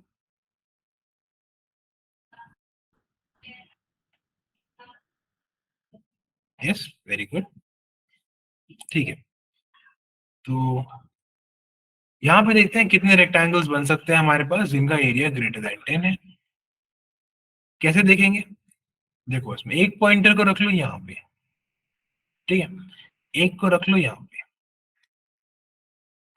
ऐसे कर सकते हैं, कुछ आइडिया लगाते हैं कि ऐसे होगा या नहीं होगा, देखते हैं। करंटली तो एरिया 0 आ रहा है, तो हमें एरिया इंक्रीज करना है। इस पॉइंटर को आगे बढ़ा देते हैं। अब एरिया आ रहा है 9। ठीक है, अगर एक रेक्टेंगल की साइड 9 है, एक 1 है, तो एरिया हो गया 9। अभी भी हमें आगे बढ़ाना है, तो यहाँ आ गए। अब हो गया 18। ठीक है, 18 हो गया। तो एक, तो ये कॉम्बिनेशन बन गया हमारा 2 के साथ 9। लेकिन एक चीज ध्यान से देखो, 2 के साथ तो 9 बना, लेकिन 3 के साथ भी 9 बन गया, 5 के साथ भी 9 बन गया, 6 के साथ भी 9 बन गया, और 8 के साथ भी 9 बन गया। ये चीज क्लियर हो रही है आप सबको? अगर किसी एक नंबर के साथ कॉम्बिनेशन बन रहा है इस बाद वाले नंबर का, उसके आगे के सभी नंबर्स के साथ आगे वाले नंबर का कॉम्बिनेशन बन जाएगा। ये चीज सबको क्लियर हो रही है? यस और नो? सभी का जो मल्टीप्लाई करके एरिया आएगा वो ग्रेटर देन 10 होगा। Very good. ठीक है, तो अगर इस एलिमेंट से हमारा काम बन रहा है तो सबसे बन जाएगा, यहां से लेके यहां तक। Very good. अब इसके बाद क्या करेंगे, क्योंकि एरिया बड़ा हो गया है, इसको आगे बढ़ा लेंगे, बाद वाले पॉइंटर्स को, मतलब पीछे कर लेंगे बाद वाले पॉइंटर को। अब फिर से कैलकुलेट करेंगे। अब 8 और 2, 8 इंटू 2 16 होता है। अभी भी हमारा एरिया बड़ा है, तो सिर्फ 2 के साथ नहीं, इन सब के साथ 8 का कॉम्बिनेशन बन गया, इन सब के साथ 8 का कॉम्बिनेशन भी बन गया। अभी भी एरिया हमारा ज्यादा है, तो इसको फिर से पीछे मूव कर लेते हैं। 6 इंटू 2 12। अभी भी एरिया 10 से ज्यादा है, तो अब इन सब के साथ 6 का कॉम्बिनेशन बन गया। ठीक है, लिखते रहते हैं साथ में। तो 9 का, तो 6 का बना था 2 3 5 6 8। इन सब का बना था 9 के साथ। फिर 2 3 5 6, इन सब का बना था 8 के साथ। और अब 2 3 और 5 का बन गया 6 के साथ। अभी भी हमारा एरिया ज्यादा है, तो हम क्या करेंगे, इसको आगे बढ़ाएंगे। आगे बढ़ा दिया। अब 2 इंटू 5 10। अब एरिया फिर से कम या बराबर हो गया, ज्यादा तो नहीं है, तो ये कॉम्बिनेशन नहीं बना। तो एरिया को बढ़ाना है, इसको आगे बढ़ा दिया। तो 3 से लेके आगे कोई है ही नहीं, तो 3 और 5 का भी एक कॉम्बिनेशन बन गया, 3 और 5। तो ये सारे कॉम्बिनेशंस बन गए हमारे, और हर कॉम्बिनेशन को 2 बार काउंट करना है।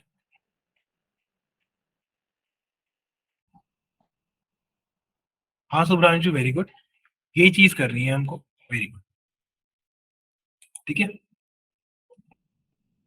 तो बस इसको एक बार हम इम्प्लीमेंट करके देख लेते हैं कि कैसे इम्प्लीमेंट करेंगे। हर एक कॉम्बिनेशन को 2 बार काउंट करना है, जैसे 8 और 9 का कॉम्बिनेशन है तो 8 9 कॉम्बिनेशन है, फिर 9 8 कॉम्बिनेशन, ठीक है। इस चीज को ध्यान में रखेंगे और एक बार देख लेते हैं इसका कोड कैसा बनेगा। देखो, एक ले लेते हैं काउंट, इसको कर लेते हैं 0। एक फॉर लूप शुरू करेंगे, मतलब इंटीजर आई, तो ये वाला जो पॉइंटर है ये स्टार्टिंग में रहेगा। फॉर की जगह वाइल लूप से कर लेते हैं, ज्यादा इंट्यूटिव रहेगा। एक इंटीजर पॉइंटर लेते हैं ए, जो स्टार्टिंग में रहेगा, एक लेते हैं बी, जो एरे के एंड में रहेगा, ठीक है। ए हो गया स्टार्टिंग में, बी हो गया एंड में। अब कब तक चलाएंगे ये pointer? While A is less than B, तब तक हम इस वाइल लूप को चलाते रहेंगे। अब अगर एरे, सबसे पहले एरे को सॉर्ट भी करना है। देखो, अगर एरे सॉर्टेड नहीं है तो एरे को सॉर्ट करना जरूरी है इस अप्रोच के लिए।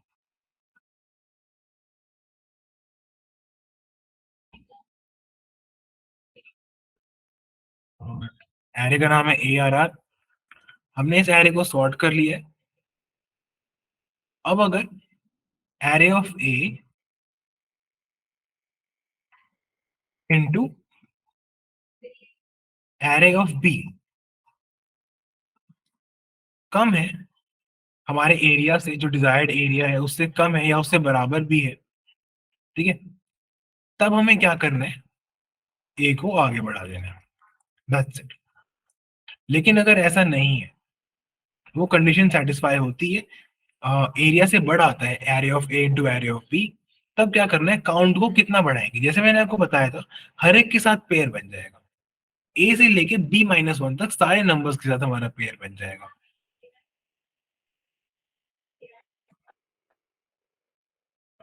तो काउंट में क्या ऐड करेंगे?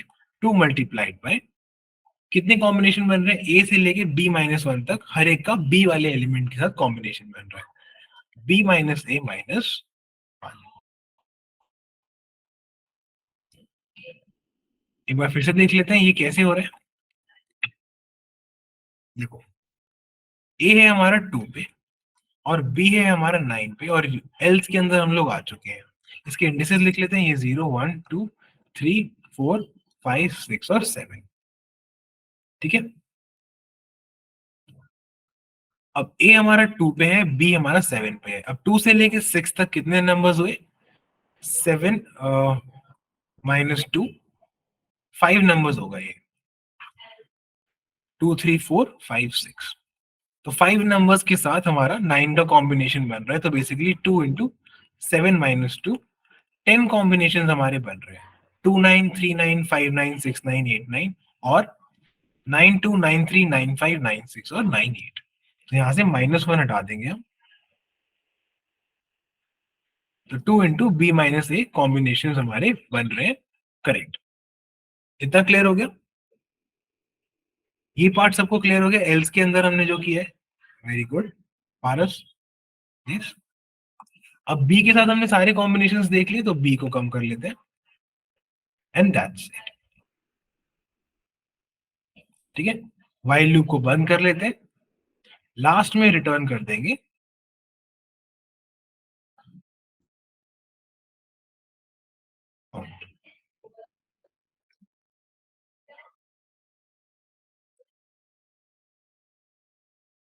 ठीक है। सबको पूरा अप्रोच क्लियर हो गया? हमने क्या किया? देखो, जब 2 पॉइंटर यूज कर रहे हो और इस तरीके की हमने कंडीशन ऊपर लगा दी है, तो एक चीज ध्यान रखना, हर आइट्रेशन में या तो ए आगे बढ़ेगा या तो बी पीछे आएगा। अगर ऐसा नहीं हो रहा है तो आपका इनफाइनाइट लूप बन जाएगा। हर आइट्रेशन में या तो ए आगे जाएगा या तो बी पीछे आएगा। अगर ऐसा नहीं है तो ध्यान रखना आपका इनफाइनाइट लूप बन जाएगा, ठीक है। तो कार्तिक को क्लियर हो गया, बाकी सबको क्लियर हुआ ये क्वेश्चन और इसका अप्रोच? थोड़ा सा डिफिकल्ट था, लेकिन क्लियर हो गया क्या आप लोग को? Madhusudan very good, Gaurav very good. Sir B minus minus करने की क्या जरूरत है, वो तो लार्जेस्ट नंबर है। ठीक है, तो हमने 9 के साथ जब सारे कॉम्बिनेशंस बना लिए थे, यहाँ पे देखो, जब हमने 9 के साथ सारे कॉम्बिनेशंस बना लिए थे, उसके बाद हम ट्राई करेंगे ना कि 8 के साथ भी बना के देखें कितने बन सकते हैं, इसलिए हम लोग को बी को पीछे लेके आना पड़ा। शुभ्रांशु समझ में आया?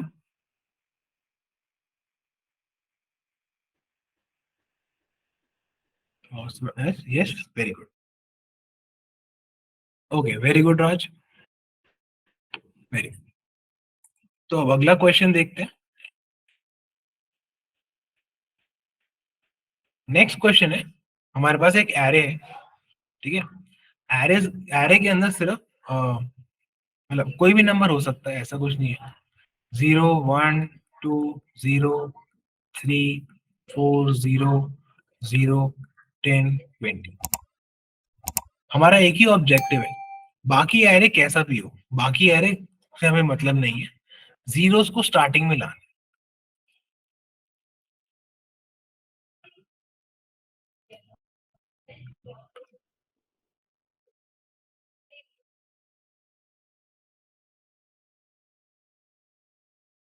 Bring zeros to front.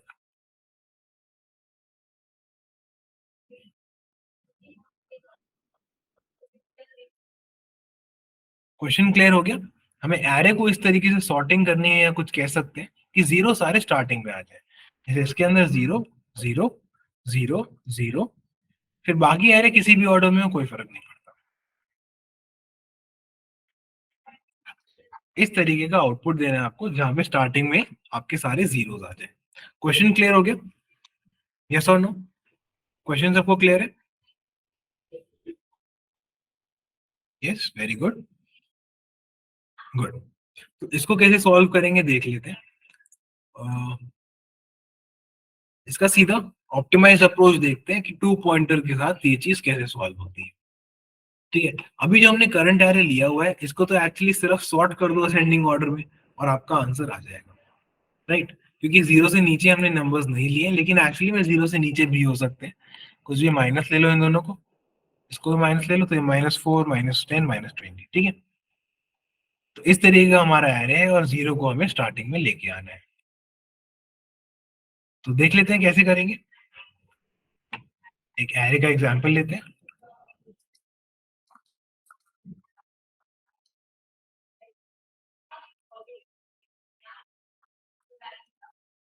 अब ध्यान से देखना मैं क्या करूंगा। पहला पॉइंटर है ए, दूसरा पॉइंटर है बी। दोनों की वैल्यू शुरू होती है -1 से।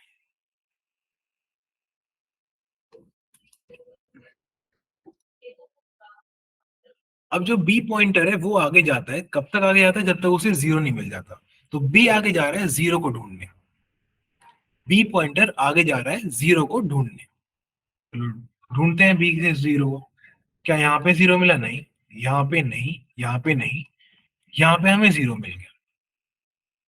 बी को जीरो मिल गया। अब जैसे ही बी को जीरो मिल गया, बी वहां पे रुक जाएगा।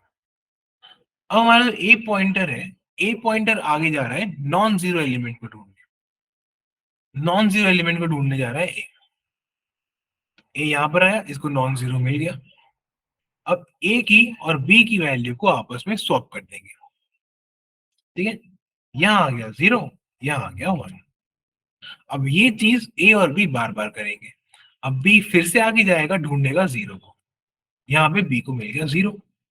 अब ए फिर से आगे जाएगा जब तक उसे नॉन जीरो एलिमेंट नहीं मिलता, यहाँ पे मिल गया उसे नॉन जीरो एलिमेंट।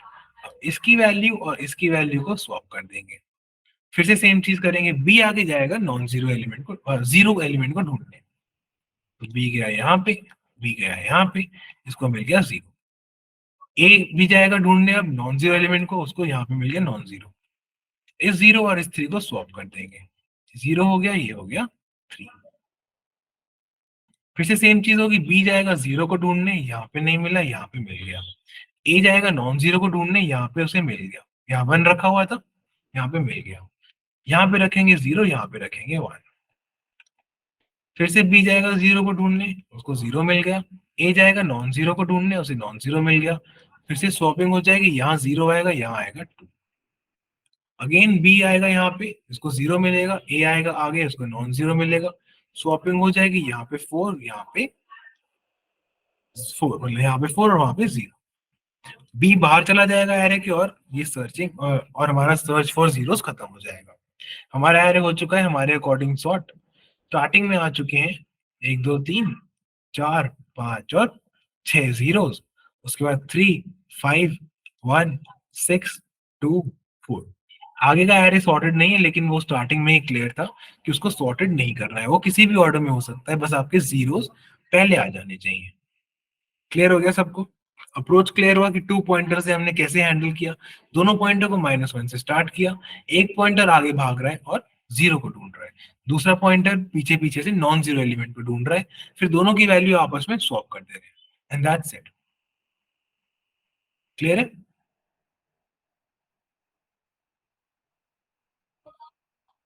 क्लियर?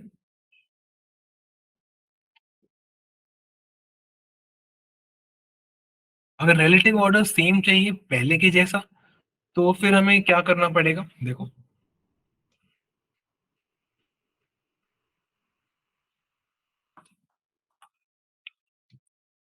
अगर इस तरीके का है और रिलेटिव ऑर्डर पहले की तरह चाहिए, मतलब zero zero zero one two three four, तो हम क्या करेंगे? एक एक्स्ट्रा एरे बनाएंगे। सबसे पहले इस एरे को आइट्रेट करेंगे और जितने जीरोस हैं उतने रख देंगे। ठीक है? अब जितने नॉन जीरो एलिमेंट्स हैं वो रखने शुरू करेंगे।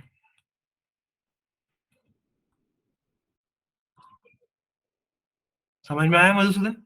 पहले एक आइट्रेशन में सिर्फ जीरोस रख देंगे, दूसरा आइट्रेशन में सिर्फ नॉन जीरोस रख देंगे, तो रिलेटिव ऑर्डरिंग हमारी मेंटेन हो जाएगी, डिस्टर्ब नहीं होगी। Very good. ठीक है? और अब हमें जब रिलेटिव ऑर्डरिंग नहीं मेंटेन करनी है, तो सिर्फ एक आइट्रेशन में पूरा काम हो जाएगा हमारे दो पॉइंटर्स को रख के। देख लेते हैं कैसे करेंगे ये क्वेश्चन एक बार। देखो, एक इंटीजर ले लेते हैं ए, जो कि स्टार्टिंग में रख दिया, मतलब -1 पे रख दिया। एक बी, इसको भी -1 पे रख दिया। ठीक है? कब तक चलाएंगे? जब तक be less than array dot length है। ठीक है? अगर बी बाहर चला गया तो खत्म। क्या करेंगे? बी को आगे बढ़ाएंगे while b is less than array dot length and array of b is not equal to 0। b हमारा आगे चलता जाएगा, मतलब b हमारा पहला जीरो एलिमेंट ढूंढने चला गया। ठीक है? इसके बाद क्या करेंगे? मतलब b को मिल गया जीरो एलिमेंट, अब a को मिलेगा नॉन जीरो एलिमेंट, तो a को आगे बढ़ाएंगे।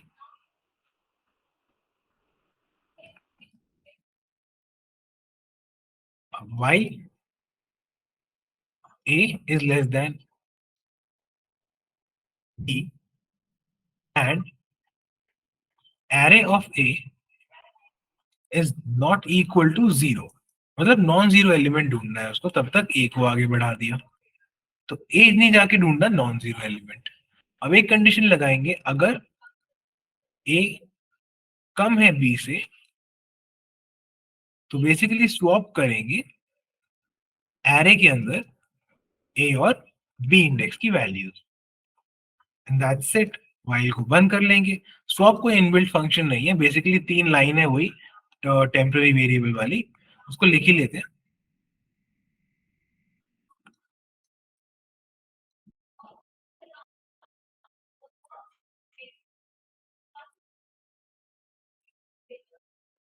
टेम्प ले लिया हमने, एरे ऑफ ए,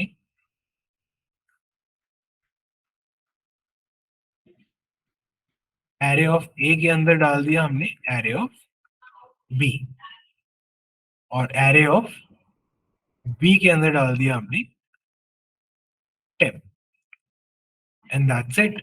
इफ को बंद कर लिया। ठीक है, स्वैप कर लिया और इसको क्लोज कर लिया, व्हाइल लूप को क्लोज कर लिया। जब व्हाइल लूप से बाहर आएंगे हमारा एरे इस तरीके से सॉर्टेड होगा कि जीरोस हमारे पहले चले जाएंगे और नॉन जीरोस हमारे बाद में आ जाएंगे। सबको क्लियर हुआ कोड, क्वेश्चन और जिस तरीके से हमने इसको सॉल्व किया वो सब कुछ क्लियर हुआ? यस लिख के मेरे को बता दो क्लियर हो गया तो। मधुसूदन वेरी गुड,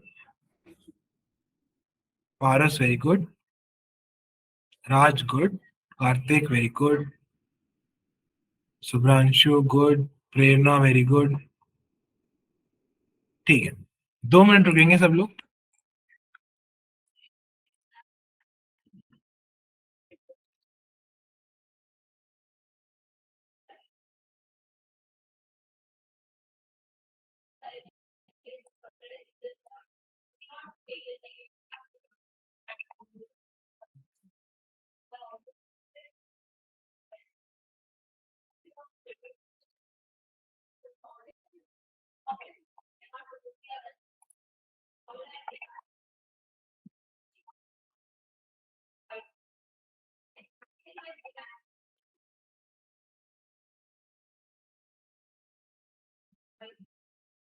ठीक है, पोल मैंने लॉन्च कर दिया है, सब लोग पोल पे वोट कर दो। ठीक है, पोल पे वोट कर दो जल्दी से। पोल पे वोट करके जाएंगे नहीं, 2 मिनट रुकेंगे।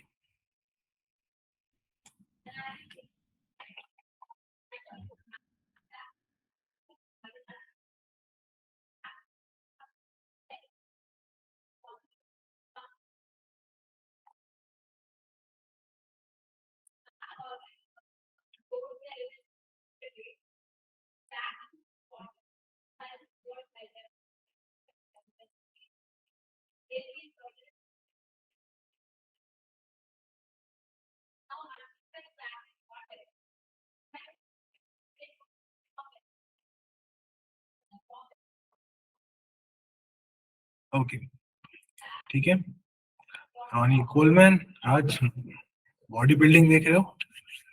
ओके, ठीक है। आई होप अभी तक सारे आपको जो क्वेश्चंस हमने कराए हैं यहाँ पे क्लास में, लाइव क्लास में हुए हैं या फिजिकली आपके जो क्वेश्चंस हुए थे, वो सारी चीजें आपको क्लियर है? कोई ज्यादा डाउट्स नहीं है आपके? कॉन्सेप्ट क्लियर होने चाहिए, एक दो क्वेश्चन के डाउट्स होते ही रहते हैं, लेकिन कॉन्सेप्ट आई होप सारे क्लियर हो रहे हैं आप लोग के, क्योंकि आपकी कॉलेज में कंपनीज एक एक करके आती जा रही हैं और मेरे पास भी नोटिफिकेशन आता है, मतलब नोटिफिकेशन आते जा रहे हैं। तो जो आपको प्रोफाइल अच्छी लगती है, जैसे जो भी अच्छी अच्छी प्रोफाइल लग रही है, उन सब पे आप अप्लाई कर लो। अ, ध्यान से प्रोफाइल को रीड करके अप्लाई करना, सारी प्रोफाइल्स पे अप्लाई करने की जरूरत नहीं है, और कोई अच्छी प्रोफाइल छूट जाए ऐसा भी ना हो। बॉन्ड, हाँ, इस टाइम पे क्या है, बॉन्ड काफी है कंपनीज का, मैंने देखा 3 साल 4 साल तक के बॉन्ड वाली कंपनीज है। लेकिन अगर कंपनी अच्छी है, वर्क एनवायरनमेंट ठीक मिल जाएगा और ग्रोथ ठीक है, तो थोड़ा बॉन्ड में एडजस्ट हो सकता है कि हाँ 2-3 साल स्टार्टिंग में वहाँ काम कर लो। इवन अगर आपको स्विच करना है और आपको काफी अच्छी अपॉर्चुनिटी 1-2 साल वर्क एक्सपीरियंस के बाद मिल जाती है, तो बॉन्ड ब्रेक करके उनको जो भी पेमेंट करना है वो करके आप शिफ्ट भी कर सकते हैं। ठीक है, तो वो चीज आप कंसिडर कर सकते हो। अगर आपको कंपनी अच्छी मिल रही है, नेट पे देख लो, उसके बारे में रिव्यूज देख लो उसके, और जो जेडी या जॉब डिस्क्रिप्शन आपको भेजा गया है वो पढ़ लो अच्छे से। सब कुछ अच्छा लग रहा है तो हाँ बॉन्ड कंसिडर कर सकते हो, 1-2 साल का बॉन्ड आप ले सकते हो, क्योंकि फर्स्ट ईयर तो ऑलमोस्ट आपका फोर्थ ईयर के साथ ही खत्म हो जाएगा काफी कंपनीज के अंदर, first year of bond. Hacker rank या लीड कोड, गौरव कहीं भी कर सकते हो। जैसे सबसे पहले तो बेसिक कर क्लियर करने के लिए और मीडियम लेवल क्वेश्चंस करने के लिए आप लैब्स पूरी कर लो, उसके बाद आप लीड कोड पे जा सकते हो। लीड कोड पे भी जो क्वेश्चंस हैं बहुत अच्छे से सॉर्टेड है, वहाँ पे आप टॉपिक वाइज भी क्वेश्चंस कर सकते हो, डिफिकल्टी वाइज भी सॉर्ट करके क्वेश्चंस कर सकते हो। तो लीड कोड भी अच्छा प्लेटफॉर्म है मतलब प्रैक्टिस करने के लिए। हमारी जो लैब्स है हैकर रैंक पे, उसके अलावा हैकर रैंक के अंदर बहुत सारे क्वेश्चंस अवेलेबल नहीं है प्रैक्टिस के लिए। तो अगर लैब्स के अलावा कुछ करना है तो लीड कोड प्रेफर कर सकते हो, वहाँ पे काफी क्वेश्चंस आपको मिल जाएंगे। ठीक है, all right, thank you everyone, good night, और हम लोग मिलते हैं परसों। लैब का लिंक और क्लास का लिंक मैं अभी रात को भेज दूंगा आपको, पिछली लैब का लिंक भी अभी मैं आपको भेज दूंगा। Thank you so much, good night, bye.